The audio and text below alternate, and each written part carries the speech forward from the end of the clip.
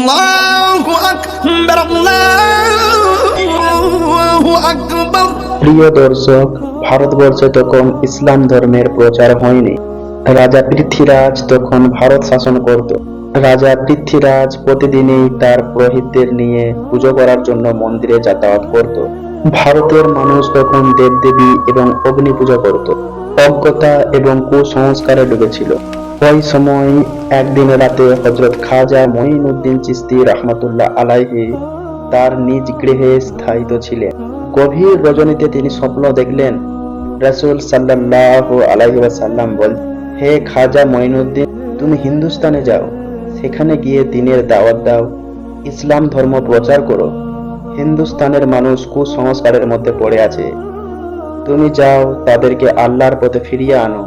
এই স্বপ্ন দেখে খাজা মঈনুদ্দিন চিশতি জাগ্রত হলেন। অতঃপর দেরি না করে পরের দিন খাজা মঈনুদ্দিন চিশতি বেশ কয়েকজন সঙ্গী সাথী সহ হিন্দুস্তানের পথে রওনা হলেন। বেশ কয়েকদিন অনেক পথ অতিক্রম করার পর ভারতের রাজস্থানের আজমির নামক স্থানে প্রবেশ করলেন। সেখানে তখন রাজা পৃথ্বীরাজ শাসন করত। এদিকে খাজা মঈনুদ্দিন চিশতি ও তার সঙ্গী সাথীরা অনেক পথ অতিক্রম করে ক্লান্ত হয়ে পড়েছিল। তাই খাজা মঈনুদ্দিন চিশতি এবং তার সঙ্গীরা আজমিরের তারাগা পাহাড়ের নিচে বিশ্রাম নিচ্ছিলেন। ঠিক ওই সময় নামাজের সময় হয়ে গিয়েছিল। সেই জন্য খাজা মঈনুদ্দিন চিশতি তার সঙ্গীদের বললেন, তোমরা পানির সন্ধান করো, কেননা উজু করতে হবে, নামাজের সময় হয়ে গিয়েছে। তখন একজন একটি লোটা নিয়ে পানির সন্ধানে বার হলেন। কিছু দূর যাবার পর সে দেখলো বিশাল একটি সাগর সামনে দেখা যাচ্ছে, যেটি বর্তমানে আনা সাগর নামে পরিচিতি। সে আনা সাগরের সামনে গিয়ে দেখলো রাজার সেনাবাহিনী। তাকে দেখা মাত্রই সেনাবাহিনী বলল, আপনি কে? এর আগে তো কখনোই দেখিনি, এখানে কি চাই? সে বলল, আমরা হলাম খাজা মঈনুদ্দিন চিশতির মুরিদ, আমরা এখানে উজু করার জন্য এক লোটা পানি নিতে এসেছি। এটা শুনে সেখানে থাকা সমস্ত সেনাবাহিনী উচ্চস্বরে হাসতে লাগলো আর বলল, আপনারা কি রাজা পৃথ্বীরাজের নাম শোনেননি? তার হুকুম অমান্য করলে কঠিন শাস্তির ব্যবস্থা হবে। এই সাগরে অন্য কারো পানি নেওয়া তো দূরের কথা, পানিতে হাত দেওয়াও নিষেধ, কারণ এই পানি তাহলে অপবিত্র হয়ে যাবে। এই কথা বলে তাদেরকে তাড়িয়ে দিলেন। তখন তিনি ব্যথা ভরা মন নিয়ে খাজা মঈনুদ্দিন চিশতির নিকট ফিরে আসলেন। তখন খাজা মঈনুদ্দিন চিশতি বললেন, তোমাদের কি হয়েছে? তোমরা কি পানির সন্ধান পাওনি? তখন তিনি বললেন, হুজুর, পানি তো পেয়েছি, কিন্তু আমাদের দেয়নি, আর বলেছে রাজা পৃথ্বীরাজ এই পানি নেওয়ার জন্য কারো অনুমতি দেয় না, তার হুকুম অমান্য করলে কঠিন শাস্তি দিতে বাধ্য হবে। তাদের সব কথা শুনে খাজা মঈনুদ্দিন চিশতি আল্লাহর দরবারে দোয়া করার পর তাদেরকে বললেন, তোমরা আনা সাগরের সামনে গিয়ে বলবে খাজা মঈনুদ্দিন চিশতি তোমাকে ডেকেছে। অতঃপর সে আবারও হুজুরের পানি আনার জন্য রওনা হলেন। সে যখন আনা সাগরের সামনে গিয়ে হাজির হলো, তোমরা আবার এসেছো কেন? তখন তারা বলল, উজুর পানি নিতে এসেছি। সেনাবাহিনী বলল, বলেছি না পানি দেওয়া যাবে না, শুনলে এতক্ষণ তোমাদেরই হয়তো জীবন চলে যেতে পারে, আমরা কোনো মতেই পানি দেব না। তখন সে বলল, আমরা তোমার কাছ থেকে পানি চাইবো না, এই আনা সাগরের কাছে পানি চাইতে এসে। এই কথা শুনে সেখানে থাকা সমস্ত সেনাবাহিনী উচ্চস্বরে হাসতে লাগলো। ঠিক ওই সময় সে আল্লাহর দরবারে হাত তুলে বলতে লাগলো। সে আল্লাহর দরবারে দোয়া করার পর তার হাতে থাকা লোটাটি এগিয়ে দিয়ে বলল, হে আনা সাগর, আমায় খাজা মঈনুদ্দিন চিশতি পাঠিয়েছে, আল্লাহর হুকুমে এর মধ্যে চলে এসো। এই কথা বলার সাথে সাথেই একই নিমেষেই সমস্ত আনা সাগরের পানি লোটার মধ্যে চলে এলো। চোখের সামনে এমন বিস্ময়কর অলৌকিক ঘটনা দেখার পর সেখানে থাকা সমস্ত সেনাবাহিনী হতবাক হয়ে গেলে। দেরি না করে সাথে সাথে তারা কলেমা পড়ে ইসলাম ধর্ম গ্রহণ করলে। আর কিছু ছিল কট্টর হিন্দুত্ববাদী, তাদের মনে হয়েছিল এটি কোনো জাদুর প্রভাব। পৃথ্বীরাজকে খবর দেওয়ার জন্য দ্রুত রাজদরবারে চলে আসলেন। পৃথ্বীরাজ তাদেরকে দেখে বললেন, কি ব্যাপার, তোমাদের চোখে মুখে এমন ভয়ের চিহ্ন দেখাচ্ছে কেন? তখন তারা বললেন, সর্বনাশ রাজামশাই। রাজা পৃথ্বীরাজ বলল, কি হয়েছে? তখন তারা বললেন, রাজামশাই, কোথা থেকে যেন এক বিশাল বড় জাদুকর এখানে এসেছে, দেখলে তাকে ফকির মনে হয়, কিন্তু তারা তাদের জাদুর প্রভাবে সমস্ত আনা সাগরের পানি একটি লোটার মধ্যে তুলে নিয়েছে। একথা শোনা মাত্রই রাজা পৃথ্বীরাজের মাথায় যেন আকাশ ভেঙে পড়লেন। কারণ জীবনে সে অনেক জাদুঘরই দেখেছে, কিন্তু এমন জাদুর প্রভাব সে কখনোই শুনেনি। তাই নিজের চোখে দেখার জন্য দ্রুত সেনাবাহিনীদের নিয়ে সে আনাসাগরের কাছে যাওয়ার উদ্দেশ্যে রওনা হলেন। আনাসাগরের পাশ দিয়ে যাওয়ার সময় লক্ষ্য করে দেখলেন সমস্ত আনাসাগর এক বিন্দু পানি মাত্র নেই। এদিকে সমস্ত আজমিরের লোক দলে দলে হযরত খাজা মঈনুদ্দিন চিশতি রহমাতুল্লাহ আলাইকে দেখার জন্য সেখানে যেতে লেগেছে। খাজা মঈনুদ্দিন চিশতি এবং তার সঙ্গীরা নামাজ শেষ করে বসেছিলেন। হঠাৎ তখনই রাজা পৃথ্বীরাজ সেখানে হাজির হলেন। তিনি দেখলেন ইতিমধ্যে অনেক হিন্দু ইসলাম ধর্ম গ্রহণ করেছে। এটা দেখে রাজা মনে মনে রাগান্বিত হয়। রাজা পৃথ্বীরাজ ছিল খুবই চালাক হিন্দুত্ববাদী। পৃথ্বীরাজ বললেন, আপনি কে আর কোথায় থেকে এসেছেন? তখন তিনি বললেন, আমার নাম খাজা মঈনুদ্দিন চিশতি। আল্লাহর হুকুমে রাসূল সাল্লাল্লাহু আলাইহি ওয়াসাল্লামের নির্দেশে আমি এখানে এসেছি। পৃথ্বীরাজ বললেন, আপনি আপনার জাদুর প্রভাবে এই পানি কেন শুকিয়ে দিয়েছেন? তখন খাজা মঈনুদ্দিন চিশতি বললেন, আমি কোনো জাদুকর নই, আমি হলাম আল্লাহর বান্দা। আল্লাহর হুকুম মানার জন্যই আমি পানি আনতে গিয়েছিলাম, কিন্তু পানি না দেওয়ার কারণে ওই পানি আল্লাহ তাআলা শুকিয়ে দিয়েছে। এই কথা শুনে সেখানে থাকা সমস্ত মানুষ হতবাক হয়ে এক দৃষ্টিতে খাজা মঈনুদ্দিন চিশতির দিকে তাকিয়ে থাকলেন। রাজা পৃথ্বীরাজ ছিলেন খুবই চালাক এবং প্রতারক।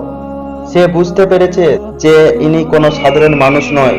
তাই সে কান্নার অভিনয় করে নত হয়ে বললেন, ঠিক আছে, আমাদের সবার কষ্ট হলেও কোনো অসুবিধা নেই, কিন্তু ছোট বাচ্চা এবং নিরপরাধ সাধারণ মানুষের কথা চিন্তা করে আপনি আবার আগের জায়গায় ফিরিয়ে দিন।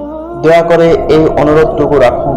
এই কথা শুনে খাজা মঈনুদ্দিন চিশতি তার মুরিদকে লোটা নিয়ে আনাসাগরের দিকে যাওয়ার নির্দেশ দিলেন। তখন তিনি লোটা নিয়ে আনাসাগরের কাছে গেলেন এবং ওই লোটাটি আনাসাগরে রাখার সাথে সাথে আনাসাগর আবার আগের মতো পানিতে পরিপূর্ণ হয়ে গেল। এই সমস্ত ঘটনা দূর থেকে তারা দেখছিল। তাই সেখানে থাকা সমস্ত লোক জিজ্ঞাসা করলো, আপনি কোন দেবতার পূজা করেন? খাজা মঈনুদ্দিন চিশতি বলল, আমি আমার রব এক আল্লাহর ইবাদত করি। সেখানে থাকা সেই লোকগুলো বলল, আমরাও আজ থেকে আপনার সেই এক আল্লাহর ইবাদত করতে চাই। সেখানে থাকা সমস্ত লোক একে একে ইসলাম ধর্ম গ্রহণ করলো, কিন্তু রাজা পৃথ্বীরাজ এটা মেনে নিতে পারেনি। তাই সে খুব রেগে গিয়ে রাজ দরবারের দিকে ফিরে আসতে লাগলো। পরের দিন পৃথ্বীরাজ রাজ দরবারে একটি জরুরি মিটিং এর আয়োজন করলেন। পৃথ্বীরাজ বললেন, যেভাবেই হোক এই ফকিরকে এখান থেকে তাড়িয়ে দিতে হবে, একে শেষ করতে হবে। এ বিষয়ে তোমাদের কোনো পরামর্শ থাকলে তাড়াতাড়ি বলো। তখন মন্ত্রী বলল, রাজামশাই, এই ফকির তো কোনো সাধারণ মানুষ নয়, সে তো একজন বড় জাদুকর। তার জাদুর প্রভাবে সবাইকে যেভাবে একে একে ইসলাম ধর্মে নিয়ে যাচ্ছে, একদিন তো ভারতবর্ষে হিন্দু ধর্ম পালন করার মতো আর কেউ থাকবে না। তার সাথে মোকাবেলা করতে হলে বিশাল বড় জাদুকরের দরকার। তখন সেখানে থাকা একজন সেনাবাহিনী বলল, রাজামশাই, আমাদের দেশে এর চেয়েও একজন বড় জাদুকর আছে। তখন পৃথ্বীরাজ বলল, তার নাম কি? তখন সেনাবাহিনীটি বলল, সে হলো জয়পাল জাদুকর। পৃথ্বীরাজ বলল, যাও, তাকে আমার এই রাজদরবারে নিয়ে এসো। অতঃপর কয়েকজন সেনাবাহিনী জয়পাল জাদুকরের সাথে সাক্ষাৎ করার জন্য রওনা হলেন। কিছুক্ষণ পর জয়পাল জাদুকরের বাড়ির কাছে গিয়ে দেখল জয়পাল আকাশে ভাসমান অবস্থায় গভীর ধ্যানে মগ্ন। তাদেরকে দেখা মাত্রই নিচে নেমে আসলো এবং বলল, রাজা পাঠিয়েছে তোদের। এমন কথা শুনে সেনাবাহিনীটা অবাক হয়ে গেল। তারা মনে মনে ভাবতে লাগলো, আর কোনো চিন্তা নেই, এইবার তাদের কাজ সম্পূর্ণ হবে। সমস্ত কথা জয়পাল জাদুকরের সাথে তারা খুলে বলল। অতঃপর তারা দেরি না করে জয়পাল জাদুকরকে রাজদরবারে নিয়ে হাজির করলো। জয়পাল বললেন, রাজামশাই, আমাকে ডেকেছেন কেন? রাজা পৃথ্বীরাজ বললেন, শুনেছি আপনি ভারতবর্ষের সবচেয়ে বড় জাদুকর। আমরা তো একটা সমস্যার মধ্যে পড়ে গেছি, তোমাকে এটা উদ্ধার করতে হবে। তখন জয়পাল বললেন, বলুন, আপনার জন্য কি করতে পারি? পৃথ্বীরাজ বললেন, আপনিও হিন্দু আর আমরা সবাই হিন্দু, কিন্তু কোথা থেকে এক ফকির এসে একে একে সবাইকে তার জাদুর প্রভাব দেখিয়ে হিন্দু ধর্ম ত্যাগ করে ইসলাম ধর্মে নিয়ে যাচ্ছে। তার সাথে তোমার মোকাবেলা করতে হবে। তাকে যদি তুমি দেশ থেকে তাড়াতে পারো অথবা একেবারে শেষ করে দিতে, তাহলে তোমার জন্য মহা মূল্যবান পুরস্কার রয়েছে। একথা শুনে জয়পাল বললেন, মহারাজ, আপনি চিন্তা করবেন না। কত বড় বড় জাদুকর আমার কাছে নীতি স্বীকার করেছে, আর ও তো সামান্য একজন ফকির। ওকে শেষ করে তবেই আমি আপনার সামনে হাজির হব। অতঃপর আর দেরি না করে জয়পাল জাদুঘর জাদুর সাহায্যে গরিবে নওয়াজ খাজা মঈনুদ্দিন চিশতি রহমতুল্লাহ আলাইহিকে খুঁজতে লাগলেন। কিছু দূর যাওয়ার পর জয়পাল জাদুঘর দেখলেন গরিবে নওয়াজ খাজা মঈনুদ্দিন চিশতি তারাগার পাহাড়ে একটি পাথরের নিচেই আল্লাহর ইবাদতে মগ্ন আছে, কোনো দিকে তাকাচ্ছে না। এটা দেখে জয়পাল জাদুঘর পিছন দিক থেকে ওই দিকে এগিয়ে গেল। জয়পাল বলতে লাগলো, ওই ফকিরকে মারা আমার কাছে তো সামান্য কাজ। আমি পিছন দিক দিয়ে এসেছি, তাও দেখতে পাইনি। এটা কোনো জাদুঘর হলো? এই কথা বলে তার জাদুর প্রভাবে সেই পাহাড় থেকে একটি বিশাল বড় পাথর উঠিয়ে যেমনি খাজা মঈনুদ্দিন চিশতিকে চাপা দিতে যাবে, এমন সময় খাজা মঈনুদ্দিন চিশতি একটি আঙুল উঠিয়ে বলল, হে পাথর, আমি আল্লাহর ইবাদত করছি। হে পাথর, তুমি যদি আল্লাহর পক্ষ থেকে আসো তাহলে আমাকে চাপা দিয়ে মেরে ফেলো, আর যদি শয়তানের পক্ষ থেকে আসো ওইখানেই দাঁড়িয়ে যাও। এ কথা শুনে পাথর সেখানেই থমকে দাঁড়িয়ে পড়ল, 1 ইঞ্চি নড়ল না। জয়পাল জাদুঘর একের পর এক জাদুর কৌশল দেখাচ্ছে, কিন্তু কিছুই করতে পারছে না। এই ক্ষমতা দেখে জয়পাল জাদুঘর বিস্মিত ও হতবাক হয়ে গেল। জয়পাল বুঝতে পেরেছে যে উনি সাধারণ কোনো মানুষ নয়, তার কাছে আমার ওই জাদু কখনোই চলবে না। তাই দেরি না করে জয়পাল জাদুঘর সঙ্গে সঙ্গে খাজা মঈনুদ্দিন চিশতির কাছে হার স্বীকার করলো এবং ইসলাম ধর্ম গ্রহণ করলো। পরের দিন থেকে সারা ভারতবর্ষে এই খবর ছড়িয়ে পড়ল যে ভারতের সবচেয়ে বড় জাদুঘর জয়পাল একজন ফকির, যার নাম গরিবে নওয়াজ খাজা মঈনুদ্দিন চিশতি, তার কাছে হেরে গিয়েছে। তার কাছে হেরে গিয়ে ধর্ম ত্যাগ করে ওই ফকিরের ধর্ম গ্রহণ করেছে। তিনি এমন এক রবের ইবাদত করে যার কাছে কোনো শক্তি জিততে পারে না। সমস্ত ভারতের মানুষ বলতে লাগলো, তিনি এমন কোন রবের ইবাদত করে যে তার কাছে সবাই হেরে যাচ্ছে? তাহলে সেই রবের ক্ষমতাই বা কত বড়? আমাদের উচিত ওই রবের ইবাদত করা। এই কথা বলে দলে দলে সবাই ইসলাম ধর্ম গ্রহণ করার জন্য খাজা মঈনুদ্দিন চিশতি রহমতুল্লাহ আলাইহের কাছে যেতে লাগলো। এই খবর পেয়ে রাজা পৃথ্বীরাজ খুবই চিন্তিত হয়ে পড়লেন। তিনি বুঝতে পারছেন না এবার তিনি কি করবেন। তখন মন্ত্রী বলল, রাজামশাই, জয়পাল জাদুঘর ইসলাম ধর্ম গ্রহণ করেছে। আরো অনেক মানুষ একে একে ইসলাম ধর্ম গ্রহণ করছে। আমাদের মনে হয় তিনি সাধারণ কোনো মানুষ নয়, তার অনেক ক্ষমতা আছে, তাকে হারানো অসম্ভব। তার কথা আমাদের মেনে নেওয়া উচিত। তখন পৃথ্বীরাজ বলল, এত সহজে আমি হার মেনে নেব না। অতএব তোমরা যাও, ওই ফকিরকে এখানে ডেকে নিয়ে আসো। অতঃপর কয়েকজন সেনাবাহিনী এই খবর দেওয়ার জন্য রওনা হলেন। সেখানে হাজির হয়ে বললেন, রাজামশাই আপনার সাথে খুবই গুরুত্বপূর্ণ কথা বলার জন্য আপনাকে ডেকেছেন। তখন খাজা মঈনুদ্দিন চিশতি নিজেই রাজা পৃথ্বীরাজের সাথে কথা বলার জন্য বেরিয়ে পড়লেন। এদিকে ওই এলাকার এক হিন্দু পণ্ডিত ছিল। সে প্রতিদিন পুজো করার জন্য মন্দিরে যেত এবং মূর্তির সামনে দুধ ঢালতো। একদিন তার মেয়ে সেই পণ্ডিতকে জিজ্ঞাসা করলো, বাবা, আপনি প্রতিদিন দুধ নিয়ে মন্দিরে যান, মন্দিরের ওই মূর্তি কি দুধ পান করে? কোন হিন্দু পণ্ডিত বলল, মা, মূর্তি কখনো দুধ পান করে না, এই মূর্তিগুলোকে আমরা পুজো করি। তখন তার মেয়ে বলল, বাবা, আমি ওই মূর্তিটিকে দুধ খাইয়ে তবেই আসবো। আমি দেখতে চাই যে আসলেই এই দুধ পান করে কিনা। তখন হিন্দু পণ্ডিত বলল, মা, এমন কথা বলতে নেই, সে তো তোমার ভগবান, মূর্তি কি কখনো দুধ পান করে? তবে মন্দিরে যেদিন কেউ থাকবে না তুমি সেদিন গিয়ে দেখতে পারো। অতঃপর একদিন তার মেয়ে দুধ নিয়ে ওই মন্দিরে হাজির হলো। ওই মন্দিরের সামনে গিয়ে বলল, তুমি তো আমাদের ভগবান, তাহলে নিশ্চয়ই আমার কথা শুনছো। আমি আজ দুধ নিয়ে এসেছি, তুমি এই দুধ পান করে নাও। কিন্তু মূর্তির কাছ থেকে কোনো উত্তর পেল না। মেয়েটি আবার বলল, কি ব্যাপার, আমার কথা কি শুনতে পাচ্ছ না? তুমি দুধ পান করে নাও, আমি সচক্ষে এটা দেখতে চাই। কিন্তু মূর্তির কাছ থেকে কোনো উত্তর এলো না। তখন মেয়েটি নিজেই মাথা ঠুকে রক্ত ঝরাতে লাগলো, জোরে জোরে কাঁদতে লাগলো। ঠিক ওই সময়ে গরিবে নওয়াজ খাজা মঈনুদ্দিন চিশতি ওই স্থান দিয়ে যাচ্ছিলেন। কান্নার আওয়াজ শুনে তিনি ওই মন্দিরের মধ্যে প্রবেশ করলেন এবং দেখলেন একজন মেয়ের মাথা দিয়ে রক্ত ঝরছে, জোরে জোরে কান্না করছে। তখন খাজা মঈনুদ্দিন চিশতি তাকে জিজ্ঞাসা করলেন, মা, তোমার কি হয়েছে? মেয়েটি বলল, দেখুন না বাবাজি, আমি দুধ নিয়ে এসেছি এই মূর্তিকে খাওয়াবো বলে, কিন্তু সে কিছুতেই আমার কথা শুনছে না। তখন খাজা মঈনুদ্দিন চিশতি বললেন, মা, মূর্তি কখনো কথা বলতে পারে না এবং খেতেও পারে না। তখন মেয়েটি আবারও নিজের মাথা ঠুকে রক্ত ঝরাতে লাগলো। মেয়েটির এমন ভক্তি দেখে খাজা মঈনুদ্দিন চিশতি অবাক হলেন।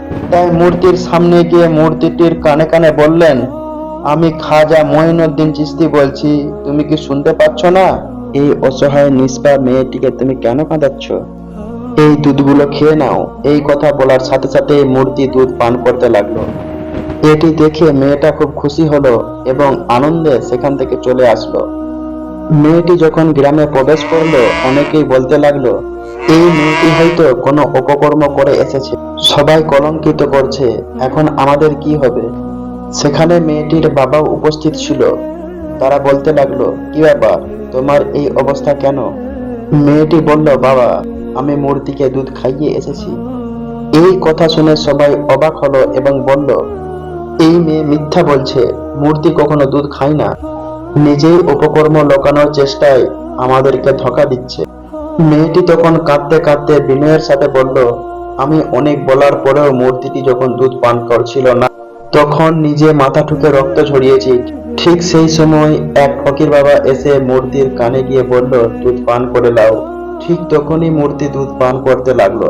সেখানে থাকা সমস্ত লোক আশ্চর্য হয়ে গেল এবং বলল, কে সেই ফকির বাবা?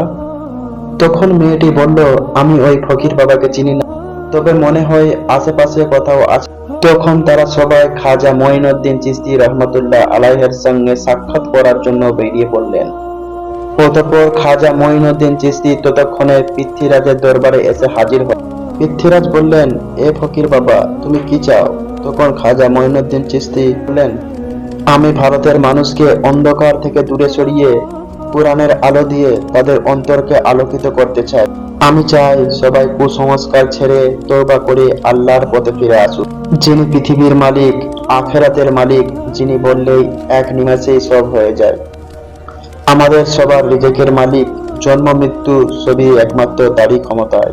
সেই মহান আল্লাহ তাআলার ইবাদত করতে চাই, আমি কারো ক্ষতি চাই না। তিনি যখন এই কথা বলছেন, ঠিক এই সময় একজন ইসলাম বিদ্বেষী ব্যক্তি তার আধ্যাত্মিক ক্ষমতা পরীক্ষা করতে এসে বলল, তিনি যদি সত্যিকারের আধ্যাত্মিক শক্তিধর হন তবে পানি থেকে আগুন তৈরি করে দেখাক। খাজা মঈনুদ্দিন চিশতি রহমতুল্লাহ আলাইহে আল্লাহর নাম স্মরণ করে পানির ওপর ফুঁ দিলেন এবং সেই পানি থেকে আগুন বের হতে শুরু করে। চোখের সামনেই এমন বিস্ময়কর অলৌকিক ঘটনা দেখে এক ব্যক্তি খাজা মঈনুদ্দিন চিশতির কাছে ক্ষমা চায় এবং তার ক্ষমতায় বিশ্বাসী হয়ে সাথে সাথে ইসলাম ধর্ম গ্রহণ করে। ওই সময় এই রাজদরবারের সমস্ত মানুষ সহ রাজা পৃথ্বীরাজও বুঝতে পেরেছিল যে এমন আল্লাহওয়ালা মানুষের সাথে কখনোই মোকাবেলা করা সম্ভব নয়। অনেক অলৌকিক ঘটনা দেখার পর তারা আর দেরি করল না, ক্ষমা চাইলেন এবং সঙ্গে সঙ্গে তারা খাজা মঈনুদ্দিন চিশতির হাতে হাত দিয়ে মুরিদ হয়ে গেলেন এবং ইসলাম ধর্ম গ্রহণ করলেন। খাজা মঈনুদ্দিন চিশতি তাদেরকে ক্ষমা করে দিলেন। অতঃপর খাজা মঈনুদ্দিন চিশতি সেখান থেকে চলে আসলেন। খাজা মঈনুদ্দিন চিশতি তার সঙ্গী সাথী সহ তারাগা পাহাড়ের ওই স্থানে অবস্থান করলেন। খাজা মঈনুদ্দিন চিশতি যখন এক স্থানে আল্লাহর ইবাদতে মগ্ন ছিলেন, ঠিক ওই সময় হিন্দু পণ্ডিত সহ ওই লোকগুলো ওই স্থান দিয়ে যাচ্ছিলেন। তখন হিন্দু পণ্ডিতের ওই মেয়েটি বলল, ওই দেখুন, ওই যে ফকির বাবা বসে আছে, ওই ফকির বাবার কথায় মূর্তি দুধ খেয়েছিল। তখন তারা একে একে সবাই খাজা মঈনুদ্দিন চিশতি রহমতুল্লাহ আলাইহের কাছে হাজির হলেন এবং বললেন, হে ফকির বাবা, আপনি কে আর আপনি কোন এমন জাদু জানেন যে আপনার কথায় মূর্তি দুধ খেয়েছে? খাজা মঈনুদ্দিন চিশতি বললেন, আমি তো আল্লাহর এক বান্দা, আমার কথায় কিছুই হয় না, আমার আল্লাহ যা বলে তাই হয়ে যায়, আমি সেই আল্লাহর ইবাদত করি।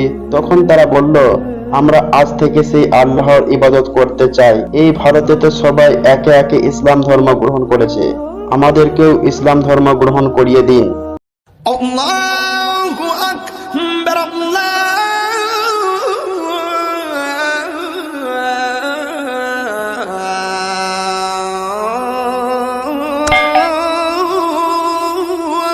أكبر।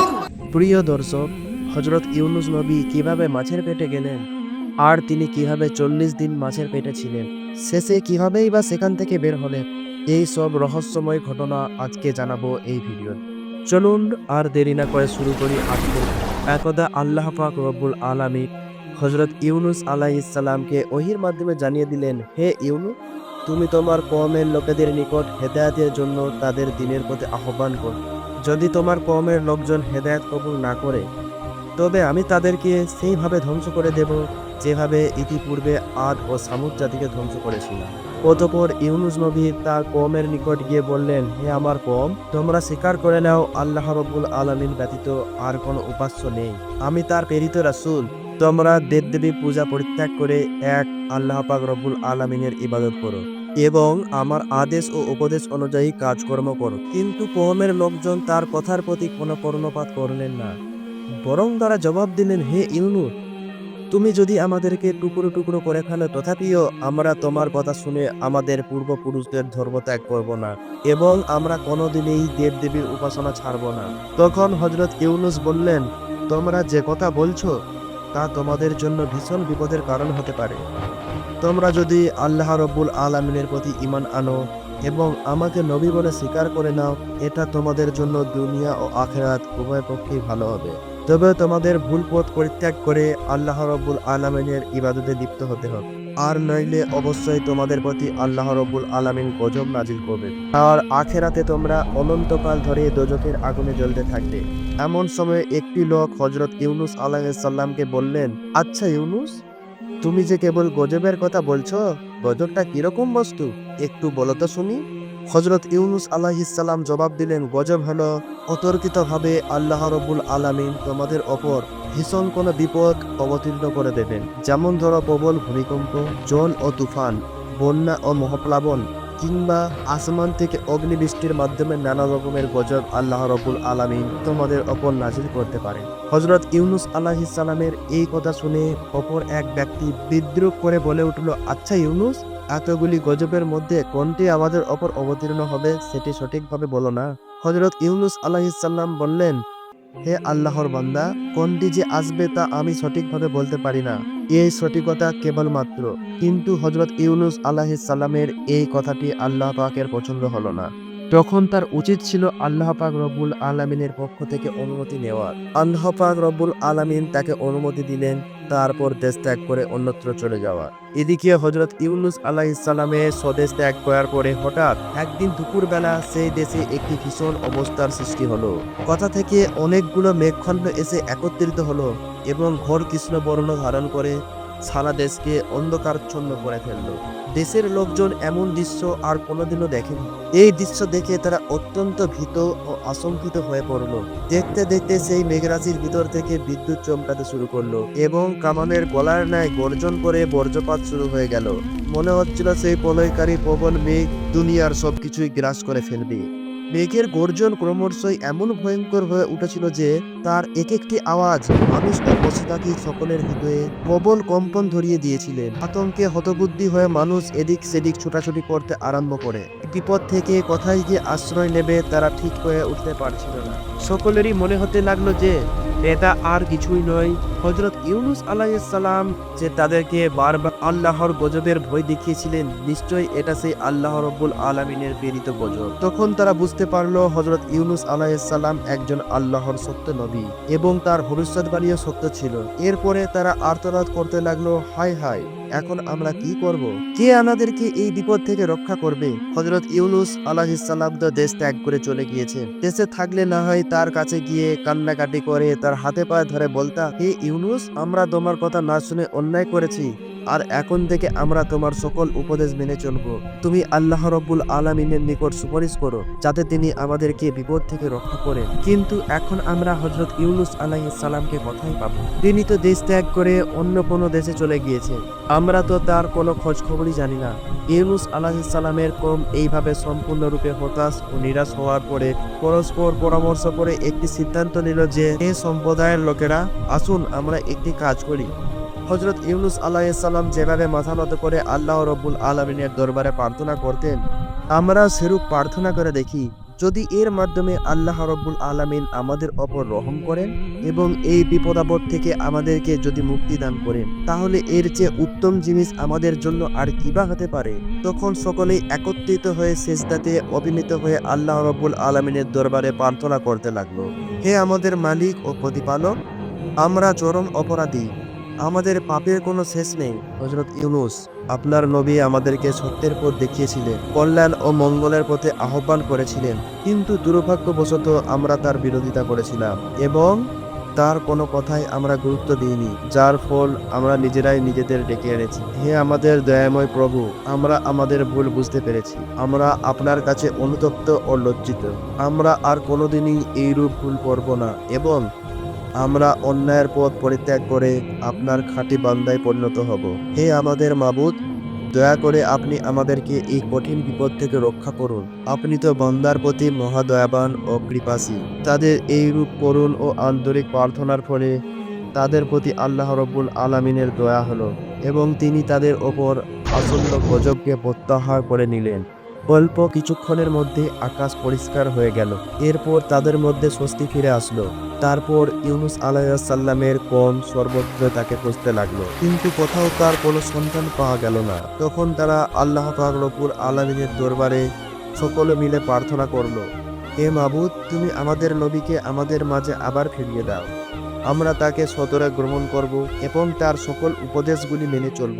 হযরত ইউনূস আলাইহিস সালামের কওমের মতো এরূপ বিশাল এক জাতি একত্রে ঈমান গ্রহণ করার ঘটনাটি ছিল সত্যি পৃথিবীর ইতিহাসে বিরল। হযরত আবু বকর রাদিয়াল্লাহু আনহু হতে বর্ণিত একটি হাদিসের মাধ্যমে জানা যায়, হযরত রাসূল আকরাম সাল্লাল্লাহু আলাইহি ওয়াসাল্লাম বলেছেন, হযরত ইউনূস আলাইহিস সালামের কওমের মধ্যে প্রাপ্তবয়স্ক ও বুদ্ধিমান মানুষ বেশি ছিল। বুদ্ধিমান পুরুষের সংখ্যাই ছিল 1 লক্ষ। এছাড়া নারী ও বালক বালিকার সংখ্যা ছিল প্রায় 3 লক্ষ।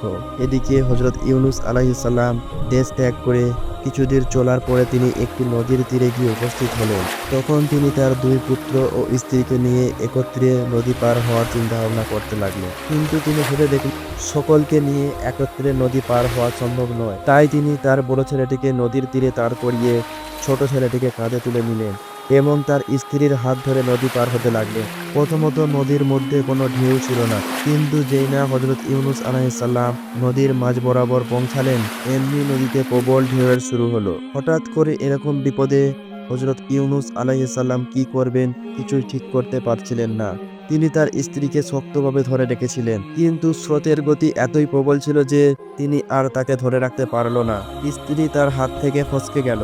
স্ত্রীকে রক্ষা করতে যখন তিনি ব্যস্ত ছিলেন, তখন তার ঘাড়ের ওপর থাকা ছোট্ট ছেলেটির প্রতি তিনি অন্যমনস্ক হয়ে পড়লেন, আর সেই কারণে তার ছোট্ট ছেলেটিও ঘাড় থেকে পড়ে গিয়ে নদীর স্রোতে কোথায় যেন বিলীন হয়ে গেল। তাদের মধ্যে কাউকে তিনি উদ্ধার করতে সক্ষম হলেন না। তখন নদীর পাড়ে রেখে আসা বড় ছেলেটিকে উদ্ধার করার জন্য যেই না নদীর পাড়ের নিকটবর্তী হলেন, তখন তিনি দেখতে পেলেন একটি বাঘ তখন তার বড় ছেলেটিকে তুলে নিয়ে পালাতে লাগল। হযরত ইউনূস আলাইহিস সালাম হাঁটতে ভাসতে জলের গভীরে পৌঁছে গেলেন।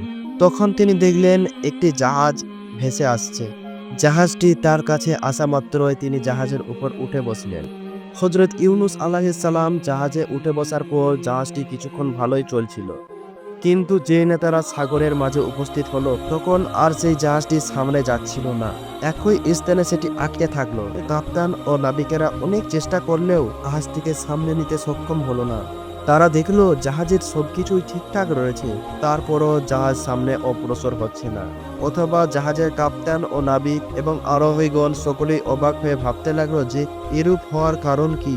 ওই জাহাজে একজন ধর্মগুরু কামিল বুজুর্গ লোক ছিলেন। তিনি বললেন, নিশ্চয় জাহাজে এমন একজন গোলাম আছে যে তার মালিকের কাছে না বলে পালিয়ে এসেছে এবং সে এই জাহাজের মধ্যেই আছে, আর তার পাপের কারণেই জাহাজ সামনে চলছে না। সেই ব্যক্তি যতক্ষণ পর্যন্ত জাহাজে থাকবে জাহাজ একটুও এগোবে না। তখন এক এক করে জাহাজের প্রত্যেক আরোহীর কাছে জিজ্ঞাসা করা হলো যে, তোমাদের মধ্যে কি কেউ এমন আছো যে তার মালিকের অনুমতি ব্যতীত পালিয়ে এসেছে? কিন্তু সকল যাত্রীরাই এক কথায় অস্বীকার করলো। তখন হযরত ইউনূস আলাইহিস সালাম বললেন, আমি আমার মালিকের নিকট না বলে পালিয়ে এসেছি।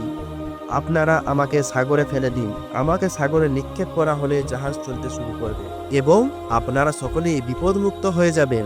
ইউনূস আলাইহিস সালাম এই কথা বললেও তার সুন্দর চেহারা দেখে কেউ বিশ্বাস করতে পারল না যে তিনি কারো গোলাম হতে পারেন। কেন গোলামের আচরণ এবং কথাবার্তা এরূপ হতে পারে না, বরং তাকে সকলেই বিশেষ কোনো সম্ভ্রান্ত লোক বলে মনে করতে লাগলো। কিন্তু হযরত ইউনূস আলাইহিস সালাম যখন নিজেকে বারবার অবাধ্য গোলাম বলে তাদের নিকট প্রকাশ করতে লাগলো, তখন জাহাজের লোকজন বাধ্য হয়ে একটি সিদ্ধান্ত নিল যে সেই অবাধ্য লোকটিকে ধরার জন্য লটারি করা হবে। এরপর তারা লটারি করলো, কিন্তু যতবারই তারা লটারি করলো প্রত্যেকবারই হযরত ইউনূস আলাইহিস সালামের নাম উঠলো। তখন তাদের কাছে হযরত ইউনূস আলাইহিস সালামকে সমুদ্রে নিক্ষেপ করা ছাড়া আর কোনো উপায় ছিল না। অতঃপর তারা তাকে সমুদ্রে নিক্ষেপ করলো। ইউনূস আলাইহিস সালামকে যখন সমুদ্রে নিক্ষেপ করা হলো, পরে একটি বিরাট মাছ এসে তাকে গিলে ফেললো। দুর্যোগের ওপর যেন মহাদুর্যোগ, বিপদের ওপর বিপদ।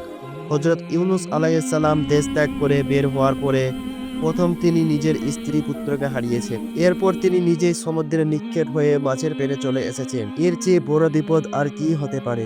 আল্লাহ রাব্বুল আলামিনের একজন বিশিষ্ট নবী হওয়া সত্ত্বেও তার অনুমতি ছাড়া স্বদেশ ত্যাগ করার কারণে আল্লাহ রাব্বুল আলামিন তাকে এই কঠিন বিপদ ও বালা মুসিবত দিয়ে পরীক্ষা করেছিলেন।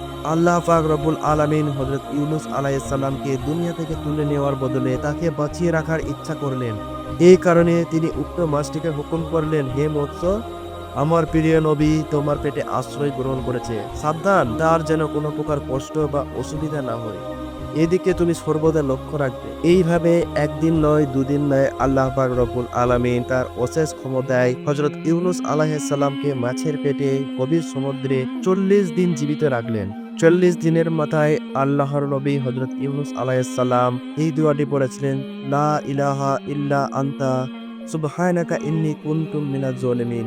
এই দোয়াটি পড়ার সঙ্গে সঙ্গে আল্লাহ পাক রব্বুল আলামিন হযরত ইউনূস আলাইহিস সালামকে ক্ষমা করলেন এবং তার দোয়া কবুল করার সঙ্গে সঙ্গে মাছটির পেটে অনেক ব্যথা ও বেদনা শুরু হয়ে গেল। মাছটি ব্যথা ও যন্ত্রণায় অস্থির হয়ে পড়ল। এরপর আল্লাহ রব্বুল আলামিনের নির্দেশে একটি জনমানবহীন মরুময় দ্বীপে মাছটি হযরত ইউনূস আলাইহিস সালামকে মুখ থেকে বের করে দিলেন। এইভাবেই সে নিজের পেটের বেদনা থেকে মুক্তি লাভ করল। হযরত ইউনূস আলাইহিস সালাম তখন প্রায় অনেক ক্লান্ত হয়ে পড়েছিল। সামুদ্রিক মাছ ইউনূস আলাইহিস সালামকে নির্জন দ্বীপে মুখ থেকে বের করে দিয়ে সমুদ্রে চলে গেল। সেই দ্বীপে না ছিল কোনো জনমানবের চিহ্ন, না ছিল কোনো গাছপালার চিহ্ন। দীর্ঘ 40 দিন মাছের পেটে অবস্থান করার কারণে ইউনূস আলাইহিস সালামের শরীরের চামড়াগুলি একেবারে পাতলা হয়ে গিয়েছিল। দ্বীপটি মরুময় হওয়ায় এবং গাছপালা না থাকা রৌদ্রের তাপ হযরত ইউনূস আলাইহিস সালামের শরীরে সরাসরি পতিত হতে লাগলো, আর এতে তিনি অনেক কষ্ট ও যন্ত্রণা অনুভব করতে লাগলেন। অপরদিকে ক্ষুধার কারণে তিনি একেবারে কাতর হয়ে পড়েছিলেন। কিন্তু তিনি কি খাবেন? সমুদ্রের পানি ছিল লবণাক্ত এবং আশেপাশে এমন কোনো খাবারও নেই যেই খাবার খেয়ে তিনি নিজের শরীরের শক্তি ফিরিয়ে আনতে পারে। এমন প্রতিকূল পরিবেশে হযরত ইউনূস আলাইহিস সালামের প্রতি আল্লাহ রাব্বুল আলামিনের রহমত অবতীর্ণ হলো। যেখানে তিনি অর্থমিত অবস্থায় শায়িত ছিলেন, তার একেবারে নিকট আল্লাহ রাব্বুল আলামিন একটি লাউ গাছ উৎপন্ন করে দিলেন। দেখতে দেখতে লাউ গাছটি বড় হয়ে গেল এবং বড় হয়ে ক্ষান্ত থাকলো না, তা একটি ছুটে পরিণত হলো।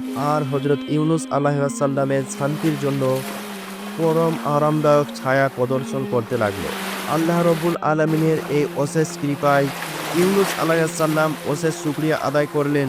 দেখতে দেখতে সেই ফলগুলি বড় হলো। সেই ফলগুলি দেখতে লাউয়ের মতো হলেও সেগুলি ছিল অত্যন্ত মিষ্টি এবং সুস্বাদু।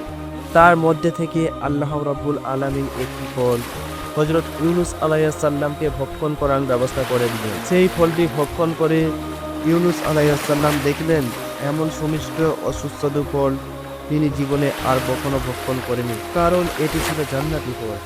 এইভাবে আল্লাহ রাব্বুল আলামিন তার ক্ষুধা দূর করলেন। তারপর এবার চিন্তা করতে লাগলো, ক্ষুধা তো দূর হল, কিন্তু এবার তিনি তৃষ্ণা কিভাবে নিবারণ করবেন।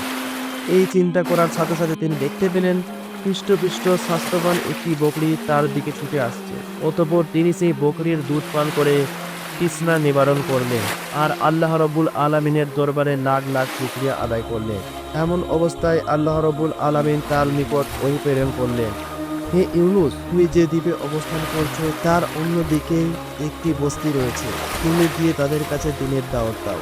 এরপর তোমার কওমের লোকেদের কাছে ফিরে গিয়ে তাদেরকে হেদায়েত করতে থাকো।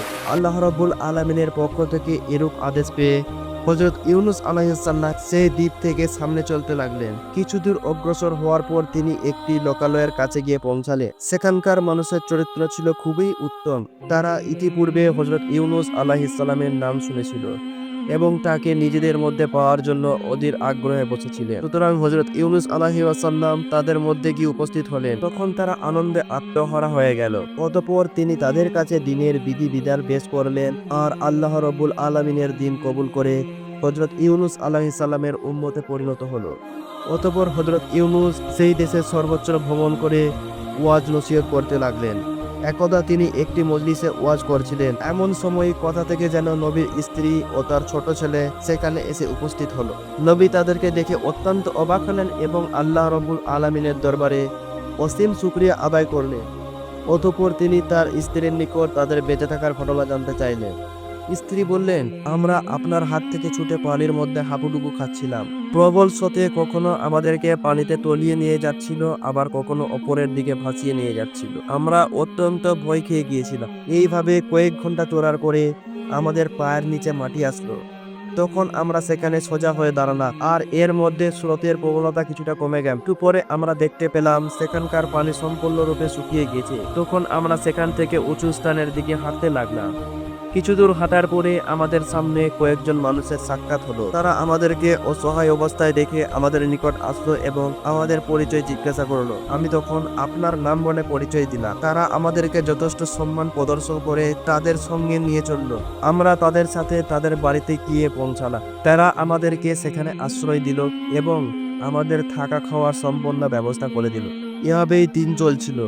একদিন আমি স্বপ্নে দেখলাম একজন সুভদ্র পোশাক পরিহিত ব্যক্তি আমাকে বলছে, হে নবীর স্ত্রী, তোমার স্বামীর ওপর আল্লাহ রাব্বুল আলামিনের পরীক্ষা শেষ হয়েছে। অল্প দিনের মধ্যেই তার সাথে তোমার সাক্ষাৎ হবে এবং আল্লাহ রাব্বুল আলামিন তোমাদের সুখের দিন ফিরিয়ে দেবেন। এরপর একদিন আমরা জানতে পারলাম যে আপনি এই লোকালয়ে আগমন করেছে আর এই খবর পেয়ে আমরা আপনার কাছে এসে উপস্থিত হলাম। স্ত্রীর মুখে এই গল্প শুনে নবী অনেক খুশি হলেন এবং আল্লাহ রাব্বুল আলামিনের দরবারে লাখ লাখ শুকরিয়া আদায় করলেন। একদিন পর হযরত ইউনুস আলাইহিস সালাম এক বৈঠকে বসে কয়েকজন লোককে উপদেশ প্রদান ছিলেন।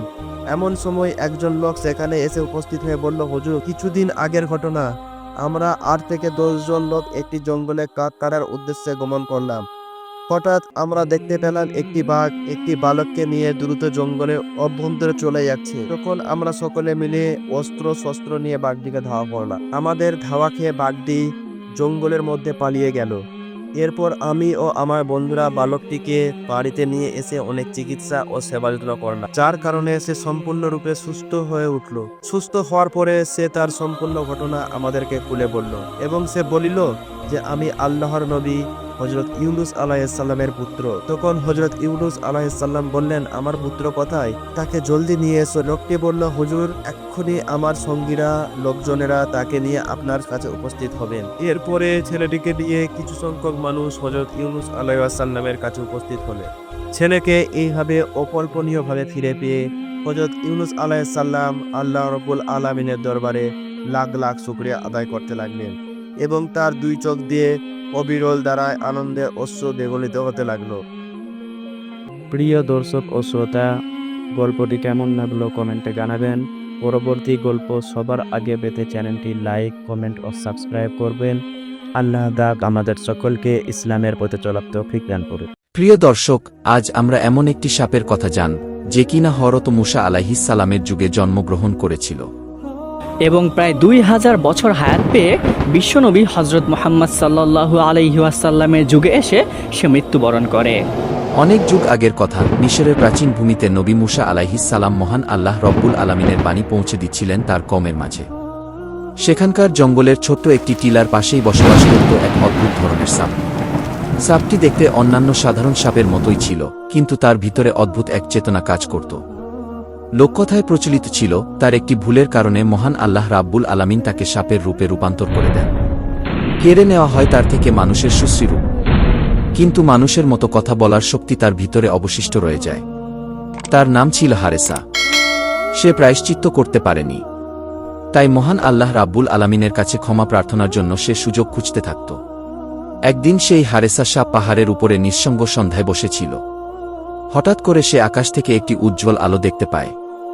প্রথমত হারেসা মনে করল সেই আলোটি হয়তো বজ্রপাত থেকে সৃষ্টি হয়েছে, কিন্তু পরক্ষণে সে খেয়াল করল আলোটি নিমিষেই মিলিয়ে যাচ্ছে না, যা বজ্রের সাধারণ হয়ে থাকে।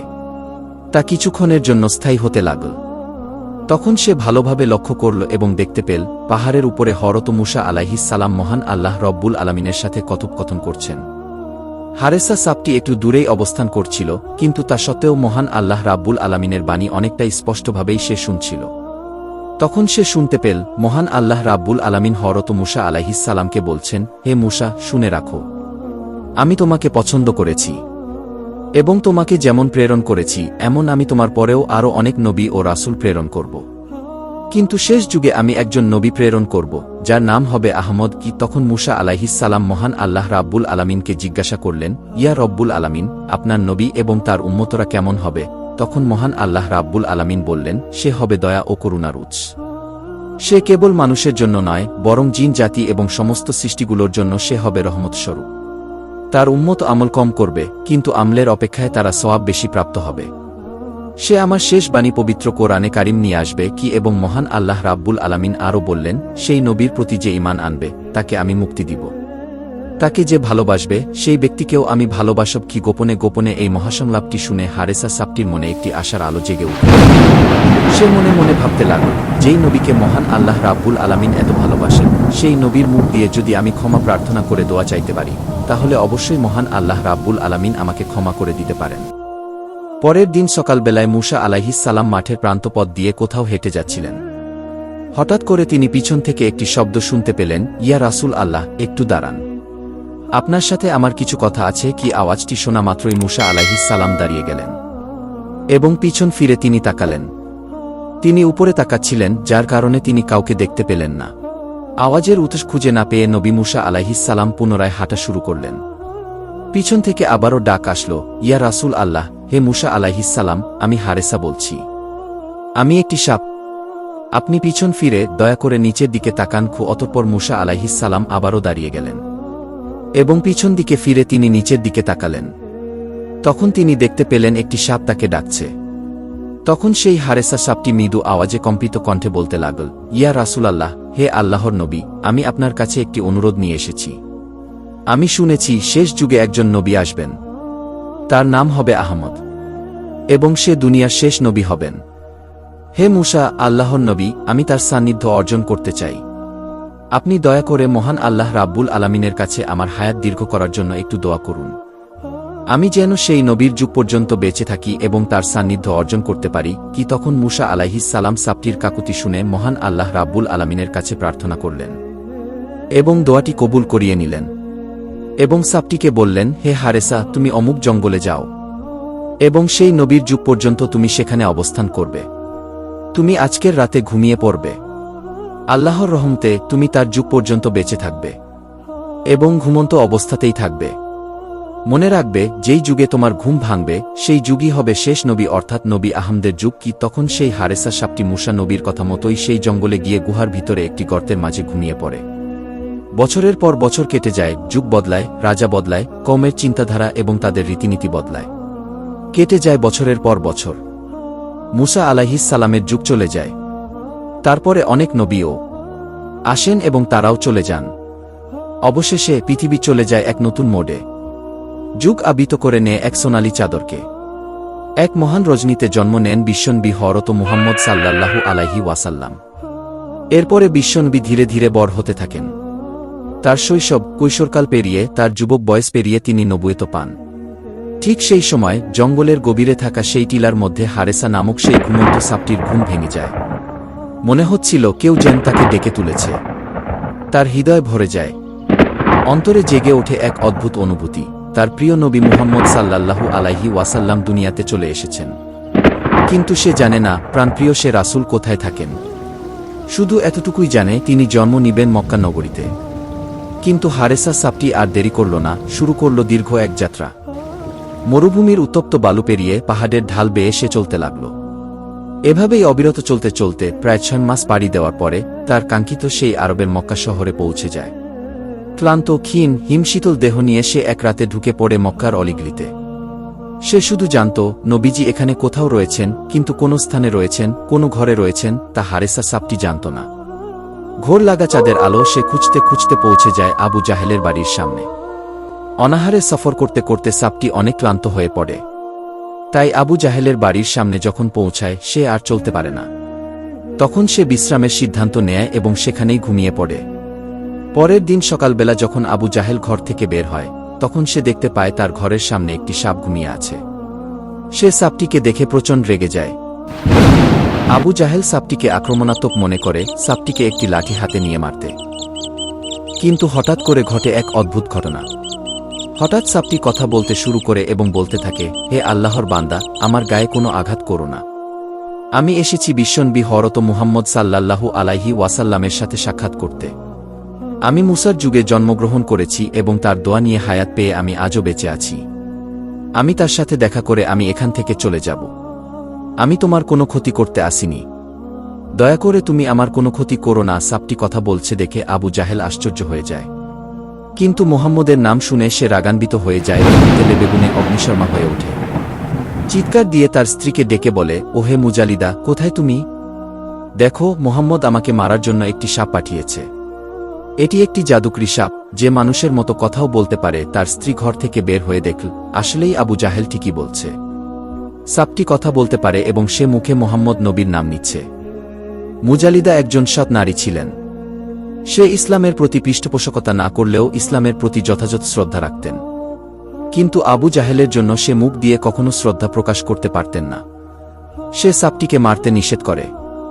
কিন্তু আবু জাহেল তার কোনো কথা না শুনে ক্ষিপ্ত হয়ে ওঠে এবং ক্ষিপ্ত কণ্ঠে বলতে থাকে, ওহে জাদুকরি সাপ, তোকে নিশ্চয়ই মুহাম্মদ পাঠিয়েছে আমাকে মারার জন্য। তোকে আর আমার হাত থেকে কেউ রক্ষা করতে পারবে না।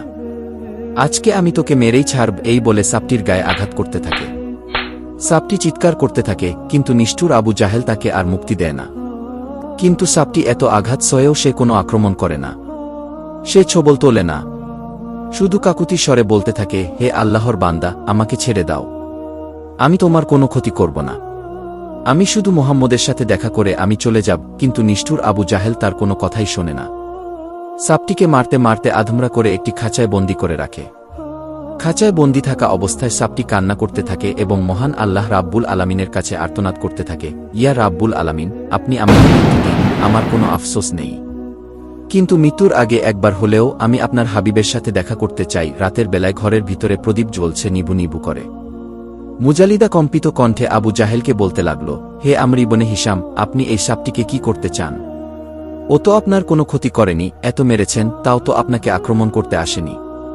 ওকে ছেড়ে দিলেও তো পারেন। মুজালিদার এই কথা শুনে আবু জাহেল রাগে অগ্নিশর্মা হয়ে গেল। তার গালে একটি চড় মারল এবং বলল, পাগল হয়ে গিয়েছ তুমি? ও মুহাম্মদের নাম নিয়েছে। নিশ্চয়ই মুহাম্মদ ওকে জাদু করে পাঠিয়েছে, তাই সাপ হয়েও ও কথা বলতে পারছে। ওকে আমি কখনোই ছেড়ে দিব না। আমি এর প্রতিশোধ অবশ্যই নিব। এভাবেই বাকতর্ক করে তারা দুজনেই ঘুমিয়ে পড়ে। কিন্তু মুজালিদার অন্তর ছিল অনেকটাই নরম। তার মনে মায়া ছিল, সে সহ্য করতে পারল না। গভীর রাতে সে ঘর থেকে বের হয়ে গেল এবং বের হয়ে সেই সাপের কাছে গেল, সাপটিকে খাঁচা থেকে মুক্ত করার আশায়। অন্যদিকে মুজালিদা ঘর থেকে বের হওয়ার পরপরই আবু জাহেলের ঘুম ভেঙে যায়। সে তাকে পাশে দেখতে না পেয়ে সে ইতস্তত বোধ করে এবং ভাবতে থাকে, নিশ্চয়ই সেই সাপটিকে ও ছাড়াতে গিয়েছে। তাই আবু জাহেল দেরি না করে ঘর থেকে বের হয়ে যায়। মুজালিদা যখনই সেই সাপের কাছে যাবেন তাকে মুক্ত করার জন্য, তখনই সে দেখতে পেল আবু জাহেল ঘর থেকে বের হচ্ছে। মুজালিদা আবু জাহেলকে দেখে ভয় পেয়ে যায়। সে মেরে দাঁড়িয়ে থাকে। আবু জাহেল এসে তাকে জিজ্ঞাসা করে, হে মুজালিদা, তুমি এখানে কেন এসেছ? তখন মুজালিদা কম্পিত কণ্ঠে বলতে থাকে, হে আমর ইবনে হিশাম, আমি ঘর থেকে এই সাপটির স্থানান্তর হওয়ার কিছু আওয়াজ শুনতে পাই। আমি ভেবেছি মুহাম্মদ এই সাপটিকে নিয়ে যাচ্ছে। তাই এটি দেখার জন্য আমি বাহিরে এসেছি। মুহাম্মদের এত সাহস কিভাবে হয় যে আপনার হাত থেকে এই সাপটিকে নিয়ে যাবে? এভাবেই আটপাঁচ বুঝিয়ে আবু জাহেলকে মুজালিদা ঘরে পাঠিয়ে দিল এবং সেও ঘরে চলে গেল। এ কথা যদি আবু জাহেলকে না বলতো তাহলে হয়তো আবু জাহেল তাকে অত্যাচার করত। এভাবেই প্রায় 3 দিন যাবৎ সাপটিকে আটকে রেখে নির্যাতন করতে থাকে সেই নিষ্ঠুর আবু জাহেল। খাবার পানির স্বস্তির নিঃশ্বাস কিছুই পাওয়া যায় না সেই হারেসা সাপটির জন্য। লোকেরা দেখতে আসে, কে সেই সাপ যে কথা বলে? কিন্তু তাও নিষ্ঠুর আবু জাহেলের জন্য তাদেরও অন্তর কেঁপে ওঠে। তারা বলতে থাকে, এই সাপটিকে আদৌ এত অত্যাচার করা কি ঠিক হচ্ছে? কিন্তু সাপটি শুধু কান্না করত এবং আল্লাহ আল্লাহ বলে চিৎকার করত। অবশেষে 3 দিন অতিবাহিত হওয়ার পরে হারেসা সাপটির দেহ নিস্তেজ হয়ে পড়ে, সে মারা যায়। কিন্তু এখানেই শেষ নয়, আবু জাহেল এতেও সন্তুষ্ট হল না। সে বলে উঠল, একে শুধু মৃত্যু দিলেই হবে না, একে আগুনে জ্বালাতে হবে এবং ছাই বানিয়ে পুরো এলাকায় দেখাতে হবে যে মুহাম্মদ আমাকে একটি সাপ পাঠিয়েছিল মারার জন্য। কিন্তু আমি সেই জাদুকরি সাপটি মেরে ফেলেছি এবং আগুনে পুড়িয়ে তাকে ছাই বানিয়ে ফেলেছি। কে কথামতোই আবু জাহেল সেই সাপটিকে আগুনে জ্বালিয়ে দেয় এবং তার নিথর দেহ পুড়ে ছাই বানিয়ে ফেলে। সাপটিকে পুড়তে দেখে আবু জাহেল হাসতে থাকে এবং বলতে থাকে, সবাই দেখুক মুহাম্মদের গুপ্তচর কিভাবে আগুনে জ্বলছে, কিভাবে পুড়ে ছাই হয়ে যাচ্ছে। কিন্তু এর কোনো প্রতিবাদ মুহাম্মদ বৈকি বরং তার গুপ্তচরও করতে পারছে না। অবশেষে সেই সাপটি যখন পুড়ে ছাই হয়ে যায় তখন আবু জাহেল সেই ছাইগুলো একটি ঢাকনা বিশিষ্ট পাতিলে রাখে, যা ছিল পিতলের তৈরি। এবার শুরু হয় মিথ্যার দম্ভ বিশিষ্ট সেই খেলাটা। আবু জাহেল সেই ছাই ভরা পাতিলটি নিয়ে পুরো মক্কার অলিগলিতে ঘুরতে থাকে এবং লোকজনকে জড়ো করে বলতে থাকে, হে লোক সকল, দেখ, মুহাম্মদ আমাকে মারার জন্য একটি জাদুকরি সাপ পাঠিয়েছিল। সে কথা বলতে পারত, সে আমাকে মারতে এসেছিল এবং আমার উপর আক্রমণ করেছিল, কিন্তু সে আমাকে মারতে পারেনি, আমার কোনো ক্ষতি করতে পারেনি। উল্টো আমি তাকে মেরে আগুনে জ্বালিয়ে ছাই বানিয়ে ফেলেছি। এক্ষেত্রে মুহাম্মদও আমার কোনো ক্ষতি করতে পারেনি। লোকজন অবাক দৃষ্টিতে আবু জাহেলের দিকে তাকিয়ে রইল। কেউ বিভ্রান্ত হল, কেউ কৌতূহলী হল, আবার কেউ ভীতসন্ত্রস্ত হল। আবু জাহেলের মুখে তখন বিজয়ের হাসি। সে মনে মনে ভাবতে থাকে সে কোনো অলৌকিক বস্তু বিজয় করে নিয়েছে। কিন্তু আবু জাহেল জানে না, ছাইয়ের নিচে লুকিয়ে আছে আল্লাহর কুদরত। পুরো পৃথিবী যেন কান্না করছিল, আকাশের ফেরেশতারা যেন কান্না করছিল, কারণ তারা দেখেছিল হারেসার ইমানি শক্তি এবং তার ত্যাগ তিতিক্ষা এবং তার প্রায়শ্চিত্ত কামনায় নিঃশব্দে বয়ে যাওয়া চোখের অশ্রু। লোকসমাজে ভাষণ দিয়েও আবু জাহেল ক্ষান্ত হল না। সে বাড়ি বাড়ি গিয়ে সবাইকে বলতে লাগল, আবু জাহেল সবার সামনে দাঁড়িয়ে আছে। আবু জাহেলের সামনে দাঁড়িয়ে আছেন নবী করিম শাহ, তার পিছনে দাঁড়িয়ে আছেন কিছু সংখ্যক সাহাবী। আবু জাহেল তখন জিজ্ঞাসা করল, হে মুহাম্মদ, বল তো আমার হাতে কি রয়েছে? তখন নবী করিম শাহ বলছেন, হে আমর ইবনে হিশাম, আপনার হাতে তো একটি পিতলের পাত্র রয়েছে যা লাল কাপড় দিয়ে ঢাকা রয়েছে, কিন্তু এর ভিতরে কি আছে সেটা আমি জানি না গি। তখন আবু জাহেল হেসে দিল এবং বলতে লাগল, হে লোক সকল, সবাই দেখ, মুহাম্মদ অনেক সময় ভবিষ্যৎবাণী করে, ভবিষ্যতে এটা হবে, ভবিষ্যতে ওটা হবে, কিন্তু তার চোখের সামনে থাকা পাত্রটির মাঝে কি রয়েছে সে এটাই বলতে পারে না। তাহলে সে কিসের নবী? আমি তাকে বিশ্বাস করি না। গিয়ে আবু জাহেলের কথার প্রতি উত্তরে নবী করিম শাহ বলে উঠলেন, হে আমর ইবনে হিশাম, আমি কোনো ভবিষ্যৎ বক্তা নই বা আগামীকালের বিষয়ে আমি কোনো জ্ঞান রাখি না। আল্লাহর পক্ষ থেকে আমাকে যা জানানো হয় আমি সেটাই আপনাদের মাঝে ব্যক্ত করি। আমি তার থেকে কিছু কমাইও না, কিছু বাড়াইও না এবং নিজের থেকে আমি কিছু বলিও না। কি তখন আবু জাহেল আরও অট্টহাসি দিতে লাগল এবং বলল, হে মুহাম্মদ, তুমি আমাদের মৃত্যুর পরের কথা বলো। মৃত্যুর পরে আমাদের নাকি জাহান্নামে যেতে হবে, হাস্যনাশর হবে? তাহলে এই পাত্রের ভিতরে কি আছে সেটি বলে দেখাও। তুমি যদি বলতে পারো তাহলে আমি নামান নিয়ে আসব। আবু জাহেলের এই কথার পরে নবী করিম শাহ কিছুক্ষণ মাথা নিচু করে রাখলেন। এরপরে তিনি মাথা উঁচু করলেন এবং আকাশের দিকে তাকালেন। তারপরে তিনি প্রার্থনা করতে লাগলেন এবং বলতে লাগলেন, ইয়া রাব্বুল আলামিন, আপনি যদি চান মৃত্যুকে জীবিত করতে পারেন, আপনি যদি চান জীবিতকে মৃত্যু দান করতে পারেন, আপনার হুকুম ছাড়া কিছুই সম্ভব না। গাছের একটি পাতাও আপনার অনুমতি ছাড়া নড়ে না। এই পিতলের পাত্রের ভিতরে কি আছে আমি সেটা জানি না। দয়া করে আপনি এর ভিতরের বস্তুটির প্রাণ ফিরিয়ে দিন, যেন এই নিজেই সাক্ষ্য দিতে পারে আল্লাহ এক, তার কোনো শরিক নেই। কি নবীজির এই প্রার্থনা করার সাথে সাথেই ভিতর থেকে সাপটি কথা বলে উঠল এবং বলল, লাব্বাইক ইয়া রাসূলুল্লাহ, আল্লাহ ছাড়া কোনো মাবুদ নেই। আল্লাহু আকবার। কি এই কথা বলার সাথে সাথেই আবু জাহেল ভয় পেয়ে যায় এবং সেই পাত্রটি হাত থেকে ফেলে দেয়। সঙ্গে সঙ্গে তার মুখ খুলে যায় এবং সাপটি বের হয়ে আসে। তখন সাপটি নবীজিকে দেখে কান্না করে ফেলে। তার চোখের কোণে অশ্রু চিকচিক করতে থাকে এবং বলতে থাকে, ইয়া রাসূলুল্লাহ, আমি সাক্ষ্য দিচ্ছি আপনি আল্লাহ তাআলার বান্দা এবং তার রাসূল। আল্লাহ এক, তার কোনো শরিক নেই কি। অন্যদিকে আবু জাহেল চিৎকার করে ওঠে এবং বলতে থাকে, হে মুহাম্মদ, এটা নিশ্চয়ই তোমার জাদু। পাত্রের ভিতরে এই সাপটি ছাই অবস্থায় ছিল। আমি নিজের হাতে একে আগুনে পুড়িয়েছি। নিশ্চয়ই তুমি জাদুকর, একে ফিরিয়ে এনেছ।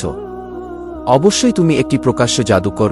আবু জাহেলের কথার প্রত্যুত্তর সাপটি নিজেই দিল এবং বলল, হে আমর ইবনে হিশাম, শুনে রাখো, আল্লাহ রাব্বুল আলামিন নিজেই আমার প্রাণ ফিরিয়ে দিয়েছেন।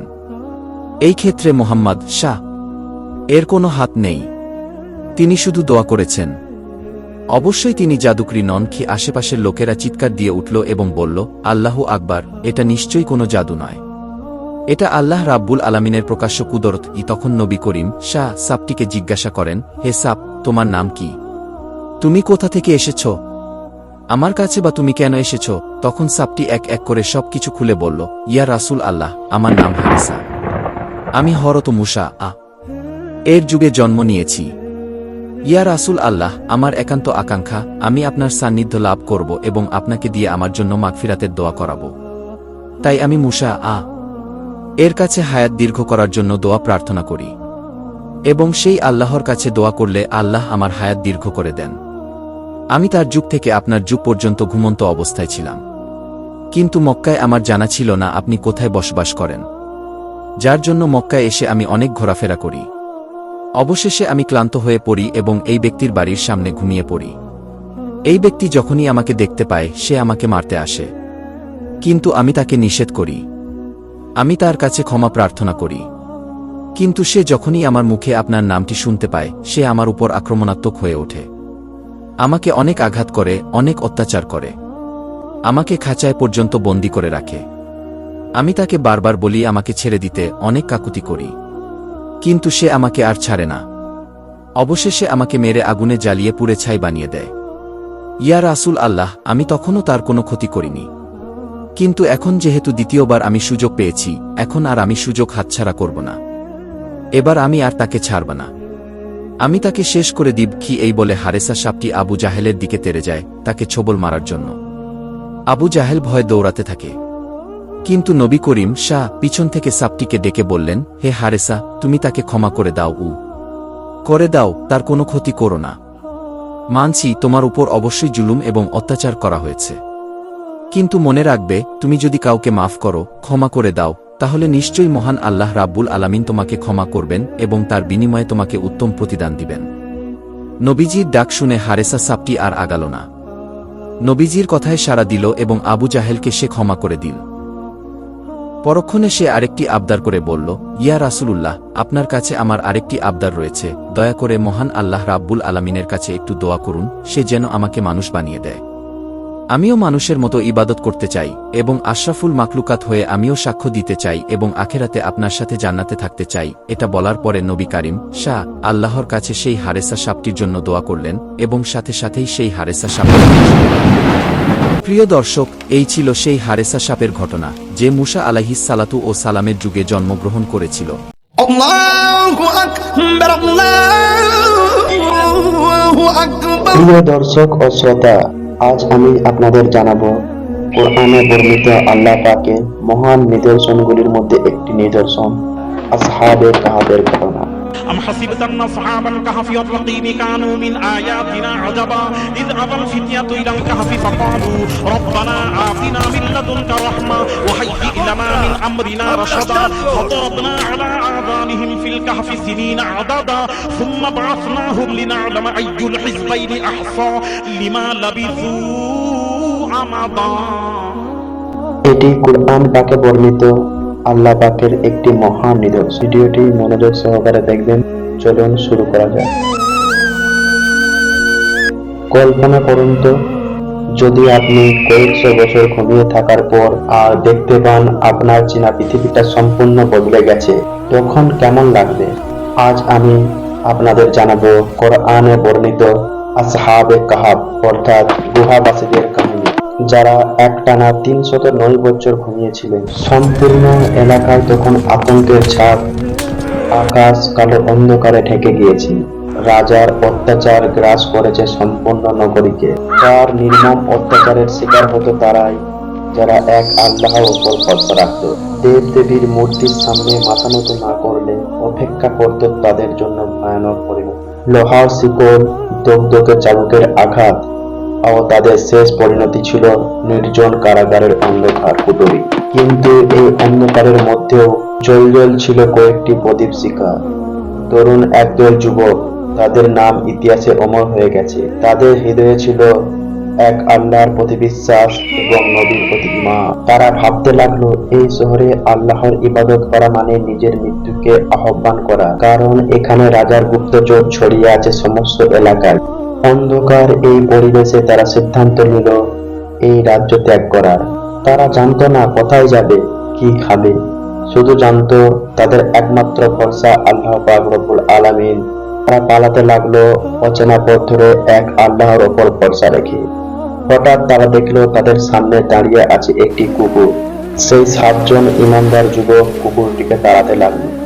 তখন কুকুরটি আল্লাহ পাকের দরবারে আর্তনাদ করে বলল, হে রব্বুল আলামিন, আপনি আমাকে কথা বলার শক্তি দিন। আল্লাহ পাকের হুকুমে কুকুর কথা বলার শক্তি পেল। কুকুরটি তখন ওই 7 জন ইমানদার যুবককে লক্ষ্য করে বলতে লাগলো, হে আল্লাহ পাকের বান্দা, আমি কুকুর, তবে অন্য কোনো সাধারণ কুকুরদের মতো নয়। আমি আল্লাহওয়ালাদেরকে ভালোবাসি এবং তাদেরকে সাহায্য করি। তাই আমিও এই অত্যাচারী রাজার এলাকায় থাকতে চাই না, তোমাদের সঙ্গে যেতে চাই। তখন ওই 7 জন ইমানদার যুবক কুকুরটিকে সাথে নিয়ে পালাতে লাগলো। তারা ছুটতে ছুটতে পেরিয়ে গেল দুর্গম পাহাড়, ঘন বন, অবশেষে পৌঁছালো এক নির্জন পাহাড়ের পাদদেশে। সেখানে ছিল এক বিশাল গুহা, যার প্রবেশ পথ ঢেকেছিল লতা আর পাথরের স্তূপে। এটি ছিল যেন তাদের জন্য আল্লাহর পক্ষ থেকে এক গুপ্ত আশ্রয়। গুহার গভীরে প্রবেশ করে তারা আল্লাহর দরবারে শুকরিয়া আদায় করল। কুকুরটি তখন গুহার সামনে পাহারাদারের মতো অবস্থান করল। গুহার ভিতরে প্রবেশ করে তারা আল্লাহর ইবাদতে লুটিয়ে পড়ল। তাদের দেহ ছিল ক্লান্ত, দিনের আলো গুহার মুখে ক্ষীণ হয়ে আসছে। তখনই ঘটল সেই অলৌকিক ঘটনা। আল্লাহ পাক রব্বুল আলামিন তাদের ওপর এক গভীর ভারী ঘুম চাপিয়ে দিলেন। এই ঘুম সাধারণ ঘুম ছিল না। কুকুরটি গুহার প্রবেশ মুখে থাবা গেড়ে বসল, যেন তার প্রভুদের পাহারা দিচ্ছে। বাহিরে তখন পৃথিবীর সময় দ্রুত গতিতে ছুটছে, কিন্তু গুহার ভেতরের সময় যেন থমকে দাঁড়িয়ে গিয়েছে। যুগ বদলায়, রাজা বদলায়, মানুষের চিন্তাধারা বদলায়। 1 বছর নয়, 2 বছর নয়, একে একে কেটে গেল 309 বছর। এক সাম্রাজ্য ভেঙে নতুন সাম্রাজ্য গড়ে উঠেছে। অত্যাচারী রাজার সাম্রাজ্য তখন ধুলোয় মিশে গিয়েছে। নতুন এক সভ্যতা জন্ম নিয়েছে। তাদের ভাষা, পোশাক, জীবনযাত্রা সবকিছুই বদলে গেছে। কিন্তু আসহাবে কাহাফের যুবকরা ছিল যেন সময়ের বাঁধনে বন্দী। আল্লাহ তাদের শরীরকে অক্ষত রেখেছিলেন, এমনকি ওই কুকুরটিকেও আল্লাহ পাক অক্ষত রেখেছিলেন। এটি ছিল আল্লাহ পাকের এক মহান নিদর্শন। হঠাৎ এক সকালে তাদের দীর্ঘ ঘুম ভেঙে গেল। ঘুম থেকে জেগে তারা একে অপরের দিকে তাকালো আর বলতে লাগলো, আমরা কতক্ষণ ঘুমিয়েছি? একজন বলল, হয়তো একদিন বা দিনের কিছুটা অংশ। খিদার জ্বালায় তাদের পেট কাতর ছিল। সেই সময় ইয়ামলিকা বলে একটি যুবক পকেট থেকে একটা মুদ্রা বের করে বলল, আমি শহরে গিয়ে কিছু খাবার নিয়ে আসি। অতঃপর দীর্ঘ শ্বাস নিয়ে ইয়ামলিকা শহরের দিকে পা বাড়ালো। সে যখন শহরে গিয়ে পৌঁছালো, সে দেখলো এটা কোন শহর? যে শহর সে ছেড়ে গিয়েছিল তার কিছুই যেন নেই। অপরিচিত রাস্তাঘাট, মানুষের পোশাক আশাক সব যেন বদলে গেছে। তার মনে হলো সে বুঝি এক অন্য জগতে এসে পড়েছে। ভয়ে ভয়ে সে একটি রুটির দোকানে প্রবেশ করলো। একটি রুটি নিল এবং প্রাচীন মুদ্রাটি দোকানের হাতে দিল। মুদ্রাটি দেখা মাত্রই দোকানের চোখ কপালে উঠল। এ কি মুদ্রা? দোকানের সামনে ভিড় জমা হয়ে গেল। একজন বলল, এ তো শত শত বছর আগের মুদ্রা, তুমি কোথায় পেয়েছো এটা? ইয়ামলিকার বুক ধড়ফড় করে উঠল। ইয়ামলিকা তখন তার কাহিনী সকলকে বলতে লাগলো, তার সাথীদের কথা, অত্যাচারী রাজার কথা। তখন তাকে দ্রুত সেই সময়ে রাজার কাছে নিয়ে যাওয়া হলো। তখনকার রাজা ছিল একজন ন্যায়পরায়ণ শাসক। তিনি ইয়ামলিকার কথা শুনে প্রথমে হতভম্ব হয়ে গেলেন। অতঃপর ইয়ামলিকার হাতে থাকা সেই প্রাচীন মুদ্রাটি নিয়ে নিলেন। ইয়ামলিকার হাতে ধরা সেই প্রাচীন মুদ্রা, তার পুরানো পোশাক এবং তখনকার রাজার অত্যাচারের ঘটনা শুনে তার মনে সন্দেহ জাগলো। কিন্তু একই সাথে তার মনে হতে লাগলো এর মধ্যে কোনো দৈব রহস্য লুকিয়ে আছে। রাজার সামনে ইয়ামলিকা তার গুহায় ফিরে যাওয়ার কথা বলল, যেখানে তার অন্যান্য সঙ্গীরা অপেক্ষা করছে। রাজা, তার সভাসদ এবং শহরের গণ্যমান্য ব্যক্তিরা ইয়ামলিকার সাথে সেই গুহার দিকে যাত্রা করল। তাদের হৃদয় ছিল আনন্দে আর বিস্ময়ে পরিপূর্ণ, কারণ তারা বহু বহু বছর ধরে এই গুহাবাসীর গল্প শুনে আসছিলেন। যখন তারা গুহার সামনে গিয়ে পৌঁছালেন, তখন তারা দেখলো তিতুমির নামক কুকুরটি আল্লাহ পাকের হুকুমে গুহার সামনে পাহারাদার অবস্থায় অবিচল রয়েছে। গুহার ভিতরে প্রবেশ করে তারা দেখতে পেল অন্যান্য যুবকদের, যারা বিস্মিত চোখ নিয়ে তাদের দিকে তাকিয়ে আছে। তারা বুঝতে পারল আল্লাহ পাক এই অলৌকিক ঘটনাটি ঘটিয়েছেন মানব জাতিকে একটি চরম সত্য প্রমাণ করার জন্য। মৃত্যুর পর পুনরুত্থান সম্ভব। পৃথিবী ধ্বংস হয়ে গেলেও আল্লাহ মানুষকে আবার জীবন দান করতে সক্ষম। প্রিয় দর্শক, এই ঘটনাটি ছিল পরকালে বিশ্বাস এবং আল্লাহর অসীম ক্ষমতার একটি মহান নিদর্শন। এই সত্য ঘটনাটি উপলব্ধি করার পর আসহাবে কাহাফের 7 জন যুবক সহ ওই কুকুরটি আল্লাহ পাক তাদের চিরনিদ্রায় সাহায্য করলেন এবং তারা ইন্তেকাল করলেন। চিরকালের জন্য তারা নিজেদের জীবন দিয়ে প্রমাণ করে গেল আল্লাহ পাকের অসীম ক্ষমতা। এই ছিল আসহাবে কাহাফের সেই করুণ ঘটনা, 7 জন ইমানদার যুবক ও একটি আল্লাহওয়ালা কুকুরের ঘটনা। প্রিয় দর্শক ও শ্রোতা, গল্পটি কেমন লাগলো কমেন্টে জানাবেন। পরবর্তী গল্প সবার আগে পেতে চ্যানেলটি লাইক, কমেন্ট ও সাবস্ক্রাইব করবেন। আল্লাহ পাক আমাদের সকলকে ইসলামের পথে চলার তৌফিক দান করুন। আল্লাহ হাফেজ। الله أكبر الله أكبر। প্রিয় দর্শক, সাপ ও ময়ূর জান্নাতে বসবাস করার সত্ত্বেও তাদেরকে জান্নাত থেকে কেন বের করা হয়েছিল সেই সম্পর্কে আজ আমরা জানাবো। ইবলিস শয়তান যখন আল্লাহর নবী হযরত আদম আলাইহিস সালামকে সেজদা করতে অস্বীকার করলো, আর আল্লাহ পাকের হুকুম অস্বীকার করার কারণে আল্লাহ পাক তাকে জান্নাত থেকে বের করে দিলেন। জান্নাতে খাওয়া দাওয়া, আরাম আয়েশ করা, ভ্রমণ করা সমস্ত কিছুই ছিল। তার সত্ত্বেও একাকিত্বের কারণে সব সময় হযরত আদম আলাইহিস সালাম উদাস থাকতেন। এই অবস্থা দেখে আল্লাহ তাআলা হযরত আদম আলাইহিস সালামের বাম পাঁজর থেকে বিবি হাওয়ার সৃষ্টি করলেন। এভাবেই হযরত আদম আলাইহিস সালাম ও হযরত হাওয়া আলাইহিস সালাম জান্নাতে খুব সুন্দর দিন কাটাতে শুরু করলো। আল্লাহ তাআলা তাদেরকে বললেন, তোমরা এই জান্নাতে যা খুশি করতে পারো, যা কিছু মন চায় তাই খেতে পারবে, কিন্তু খবরদার এই গাছের নিচে যাবে না ও এই গাছের ফল খেতে পারবে না। আর আমার এই কথা অমান্য করলে তোমরা জালিমের অন্তর্ভুক্ত হয়ে। জান্নাতে সাপ ও ময়ূর তারা দুজনেই বসবাস করত, আর তারা জান্নাত থেকে একসাথে বের হয়ে আসা যাওয়া করত। সেই সময় সাপের মুখ থেকে সুগন্ধ বের হতো ও সাপের পাও ছিল, যা দিয়ে তারা খুব সহজেই চলাফেরা করতে পারত। এখন যতটা সুন্দর দেখতে তার থেকে আরো অনেক সুন্দর ছিল। একদিনের ঘটনা, সাপ এবং ময়ূর তারা যখন জান্নাত থেকে বের হয়ে বাইরে আসলো, তখন তাদের সাথে দেখা হলো ইবলিস শয়তানের। সাপ ও ময়ূরকে দেখে ইবলিস শয়তান বলল, তোমাদের সঙ্গে আমাকেও জান্নাতে নিয়ে চলো, আমি সেখানে যেতে চাই। তখন সাপ ও ময়ূর বলল, আমরা আল্লাহ তাআলাকে অনেক ভয় করি, আর এই জন্যই আমরা তোমাকে জান্নাতে নিয়ে যেতে পারবো না। কথা বলার পর ইবলিস শয়তান বন্ধুত্বের দোহাই দিল আর বলল, এক সময় তো আমরা সকলেই জান্নাতে ছিলাম, ও এখন তোমাদের সাথে আমাকে জান্নাতে নিয়ে চলো। এ কথা শোনার পর সাপ ইবলিস শয়তানকে বলল, তুমি সাপ হয়ে যাও, ময়ূর তোমাকে গেলে নেবে এবং জান্নাতে গিয়ে ও তোমাকে বের করে দেবে। এইভাবে গেলে কেউ তোমাকে দেখতে পাবে না। ইবলিস শয়তান সাপের কথা শুনে সঙ্গে সঙ্গে সাপের রূপ ধারণ করে আর সাপকে ময়ূর গিলে ফেললো। আর এইভাবে শয়তান জান্নাতে প্রবেশ করতে সফল হলো। ইবলিস শয়তান জান্নাতে প্রবেশ করে প্রথমে হযরত আদম আলাইহিস সালাম ও মা হাওয়া আলাইহিস সালামকে খুঁজতে লাগলো।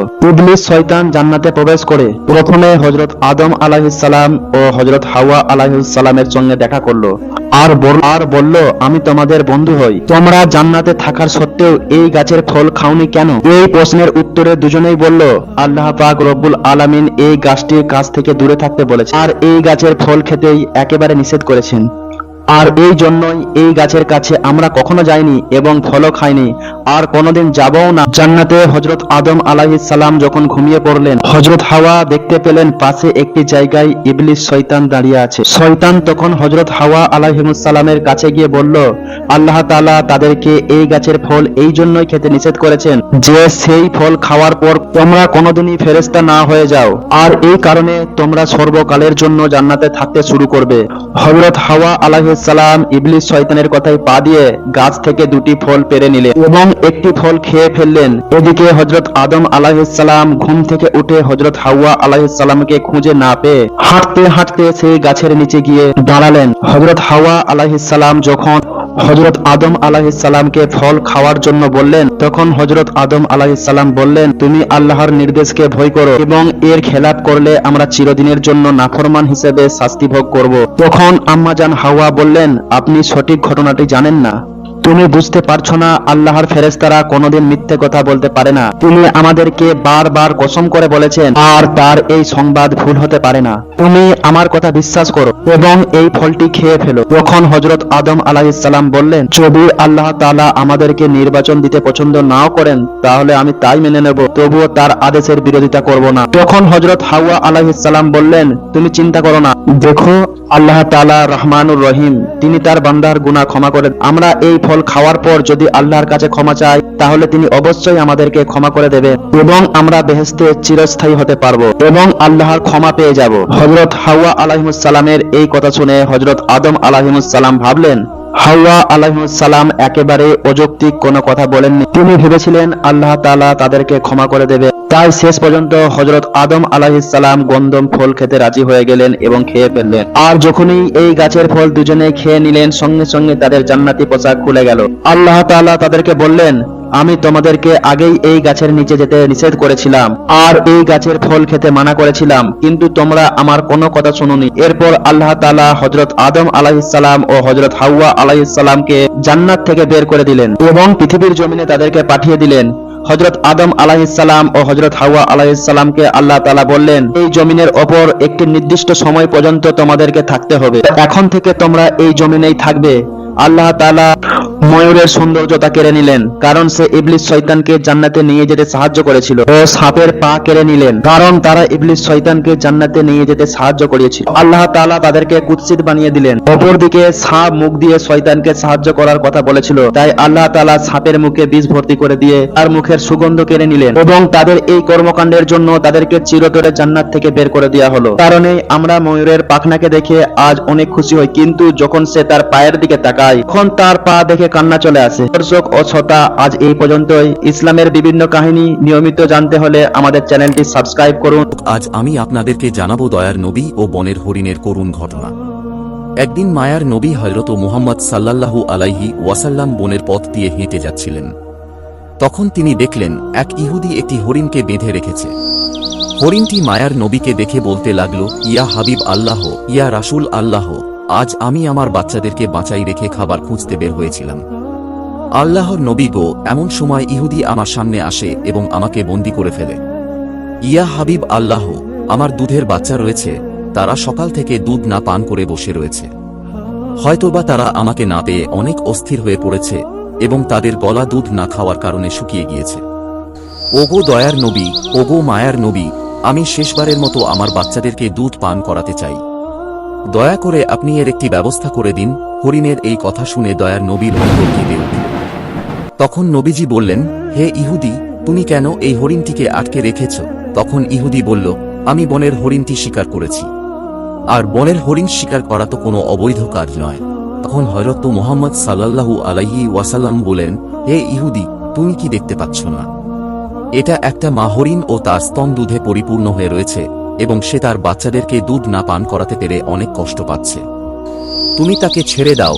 তখন ইহুদি বলল, আমি এত কষ্ট করে তাকে ধরেছি, ছেড়ে দেওয়ার জন্য তো নয়।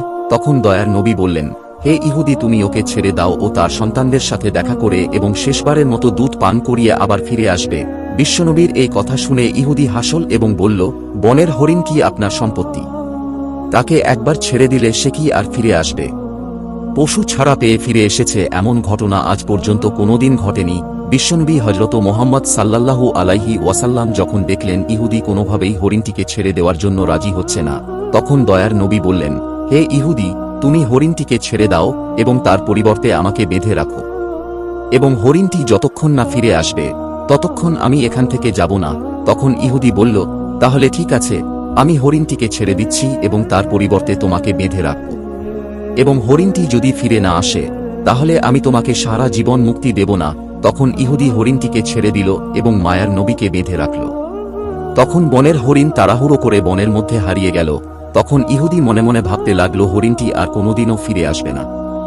আর এই মানুষটি একটা বনের হরিণের জন্য সে নিজের জীবনকে বিপদে ফেলল। বনের হরিণ দৌড়াতে দৌড়াতে তার সন্তানদের কাছে এসে পৌঁছাল। তার সন্তানেরা তাকে জিজ্ঞাসা করল, আম্মাজান, সকাল থেকে আপনি কোথায় ছিলেন? আপনার জন্য অপেক্ষা করতে করতে ক্লান্ত হয়ে পড়েছি। আমরা আপনার দুধ পান না করতে পেয়ে আমাদের গলা শুকিয়ে গিয়েছে। তখন মা হরিণ তার সন্তানদের বলল, শেষবারের মতো আমার দুধ পান করে নাও, হয়তো জীবনে আর তোমাদের সাথে আমার দেখা নাও হতে পারে। তখন হরিণের সন্তানেরা তাকে বলল, আম্মাজান, কেন আপনি এমন কথা বলছেন? ওহে বাচ্চারা, তোমরা তাড়াতাড়ি করে আমার দুধ পান করে নাও, কারণ তোমাদের জন্য যখন আমি খাবার খুঁজতে বের হয়েছিলাম তখন এক ইহুদি আমাকে বন্দী করে নেয়। অতঃপর মায়ার নবী হযরত মুহাম্মদ সাল্লাল্লাহু আলাইহি ওয়াসাল্লাম সেই পথ দিয়ে যাচ্ছিলেন। তখন মায়ার নবীকে দেখে তোমাদের কথা খুলে বললাম। আরও বললাম, ইয়া রাসূল আল্লাহ, আমার সন্তানেরা দুধ পান না করে অনেক পিপাসার্ত অবস্থায় রয়েছে, আপনি আমাকে তাদের কাছে যাওয়ার ব্যবস্থা করে দিন। তখন মায়ার নবী বিশ্বনবী হযরত মুহাম্মদ সাল্লাল্লাহু আলাইহি ওয়াসাল্লাম নিজেকে ইহুদির কাছে জম্মেদার রেখে আমাকে শেষবারের মতো তোমাদের সাথে দেখা করতে পাঠিয়েছে। ও আমার সন্তানেরা, নিষ্ঠুর ইহুদি আমার দয়ার নবীকে বেঁধে রেখেছে। তোমরা তাড়াতাড়ি আমার দুধ পান করে নাও, আমাকে আবার জলদি ফিরে যেতে হবে। আমি আমার নবীকে কষ্ট দিতে পারব না।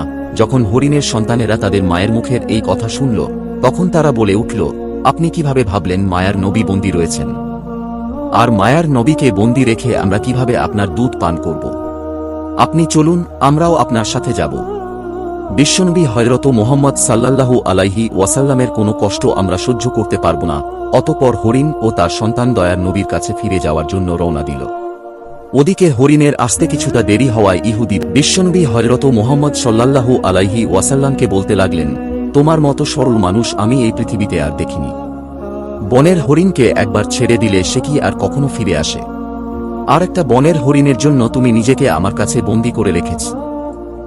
এখন কিয়ামত পর্যন্ত এই হরিণ আর ফিরে আসবে না, আর তুমিও আমার কাছ থেকে ছাড়া পাবে না। তখন বিশ্বনবী হযরত মুহাম্মদ সাল্লাল্লাহু আলাইহি ওয়াসাল্লাম বললেন, হে ইহুদি, তুমি একটু ধৈর্য ধর, অবশ্যই হরিণ আমার মায়া তোমার কাছে আবার ফিরে আসবে। হযরত মুহাম্মদ সাল্লাল্লাহু আলাইহি ওয়াসাল্লাম এর এই কথা শুনে ইহুদি বলল, হে মুহাম্মদ, তোমার এই কল্পনা ছেড়ে দাও। আমি অনেক বিশ্বাসের সাথে বলছি, ওই হরিণ আর কোনদিন ফিরে আসবে না, আর তুমিও কোনদিন আমার কাছ থেকে ছাড়া পাবে না। এইভাবে অনেকটা সময় কেটে গেল। ওই ইহুদি মনে মনে ভাবতে লাগল, হযরত মুহাম্মদ সাল্লাল্লাহু আলাইহি ওয়াসাল্লামকে আটকে রেখে তার সঙ্গীদের কাছ থেকে কিছু বড় ধরনের টাকা উপার্জন করা যাবে। বনের হরিণ কি কখনো জীবনে কারো মায়ায় ফিরে আসে? এইভাবে আরও কিছুটা সময় অতিবাহিত হওয়ার পর ইহুদি দেখল বনের হরিণ ফিরে আসছে। বনের হরিণ শুধু নয়, বনের হরিণের সাথে তার সন্তানেরাও ফিরে আসছে। এই দৃশ্য দেখে ইহুদি অত্যন্ত অবাক হয়ে গেল। তখন বিশ্বনবী হযরত মুহাম্মদ সাল্লাল্লাহু আলাইহি ওয়াসাল্লাম হরিণকে জিজ্ঞাসা করলেন, ওহে হরিণ, তুমি তোমার সন্তানদেরকে কেন নিয়ে এসেছ? কথা তো ছিল তুমি একাই ফিরে আসবে। তখন মা হরিণ বলল, ইয়া রাসূল আল্লাহ, আমি যখন আমার সন্তানদেরকে হযরত মুহাম্মদ সাল্লাল্লাহু আলাইহি ওয়াসাল্লামকে জিম্মাদার রেখে তোমাদের কাছে শেষবারের মতো দুধ পান করাতে এসেছি, তখন আমার সন্তানেরা বলল, ও আম্মাজান, আপনি কিভাবে ভাবলেন মায়ার নবীকে বন্ধক রেখে আমরা কিভাবে আপনার দুধ পান করব? তখন আমার সন্তানেরাও আমার সাথে রওনা দিয়ে চলে এসেছি। ইয়া রাসূল আল্লাহ, ইয়া হাবিব আল্লাহ, বেয়াদবি মাফ করবেন। এতক্ষণ পর্যন্ত আমরা আপনাকে কষ্ট দিয়েছি। এরপর ইহুদিকে লক্ষ্য করে বিশ্বনবী বলতে লাগলেন, হে ইহুদি, এই নাও তোমার শিকার করা হরিণ ফিরে এসেছে। শুধু সে ফিরে আসেনি, ফিরে এসেছে তার সকল সন্তানগুলি। এখন তুমি তাদেরকে তোমার কাজে ব্যবহার করতে পারো। তুমি একটা মনে রেখো, আমি একজন সত্য নবী এবং আমি শুধু মানুষের নবী নয়, বন, জঙ্গল, পশু পাখি ও তামাম কায়নাতের নবী। উক্ত কথাগুলি বলে দয়ার নবী হযরত মুহাম্মদ সাল্লাল্লাহু আলাইহি ওয়াসাল্লাম চলে যেতে লাগলেন। তখন ইহুদি দয়ার নবীকে পিছন থেকে ডাক দিয়ে বললেন, ইয়া রাসূল আল্লাহ, ইয়া হাবিব আল্লাহ, বনের হরিণ যার মায়ায় ফিরে আসে তিনি আল্লাহর নবী ছাড়া আর কিছু নন। এটা আমি বুঝতে পেরেছি। আমি বুঝতে পেরেছি বনের হরিণ যার মায়ায় ফিরে আসে, হে আল্লাহর বান্দা, আল্লাহর রাসূল, আপনি আমাকে আপনার হাতে হাত রেখে কলেমা পড়িয়ে মুসলমান করে দিন। আর এই হরিণের আমার কোনো প্রয়োজন নেই। আপনি আমাকে আপনার চরণতলে রেখে আপনার গোলামি করার সুযোগ দিন। অতঃপর হযরত মুহাম্মদ সাল্লাল্লাহু আলাইহি ওয়াসাল্লামের হাতের উপর হাত রেখে সেই ইহুদি কলেমা পড়ে মুসলমান হয়ে গেলেন। সুবহানাল্লাহ, সুবহানাল্লাহ। ঘটনাটি ভালো লাগলে চ্যানেলটি সাবস্ক্রাইব করে পাশে থাকবেন পরবর্তী গল্প সবার আগে আপনি পাওয়ার জন্য।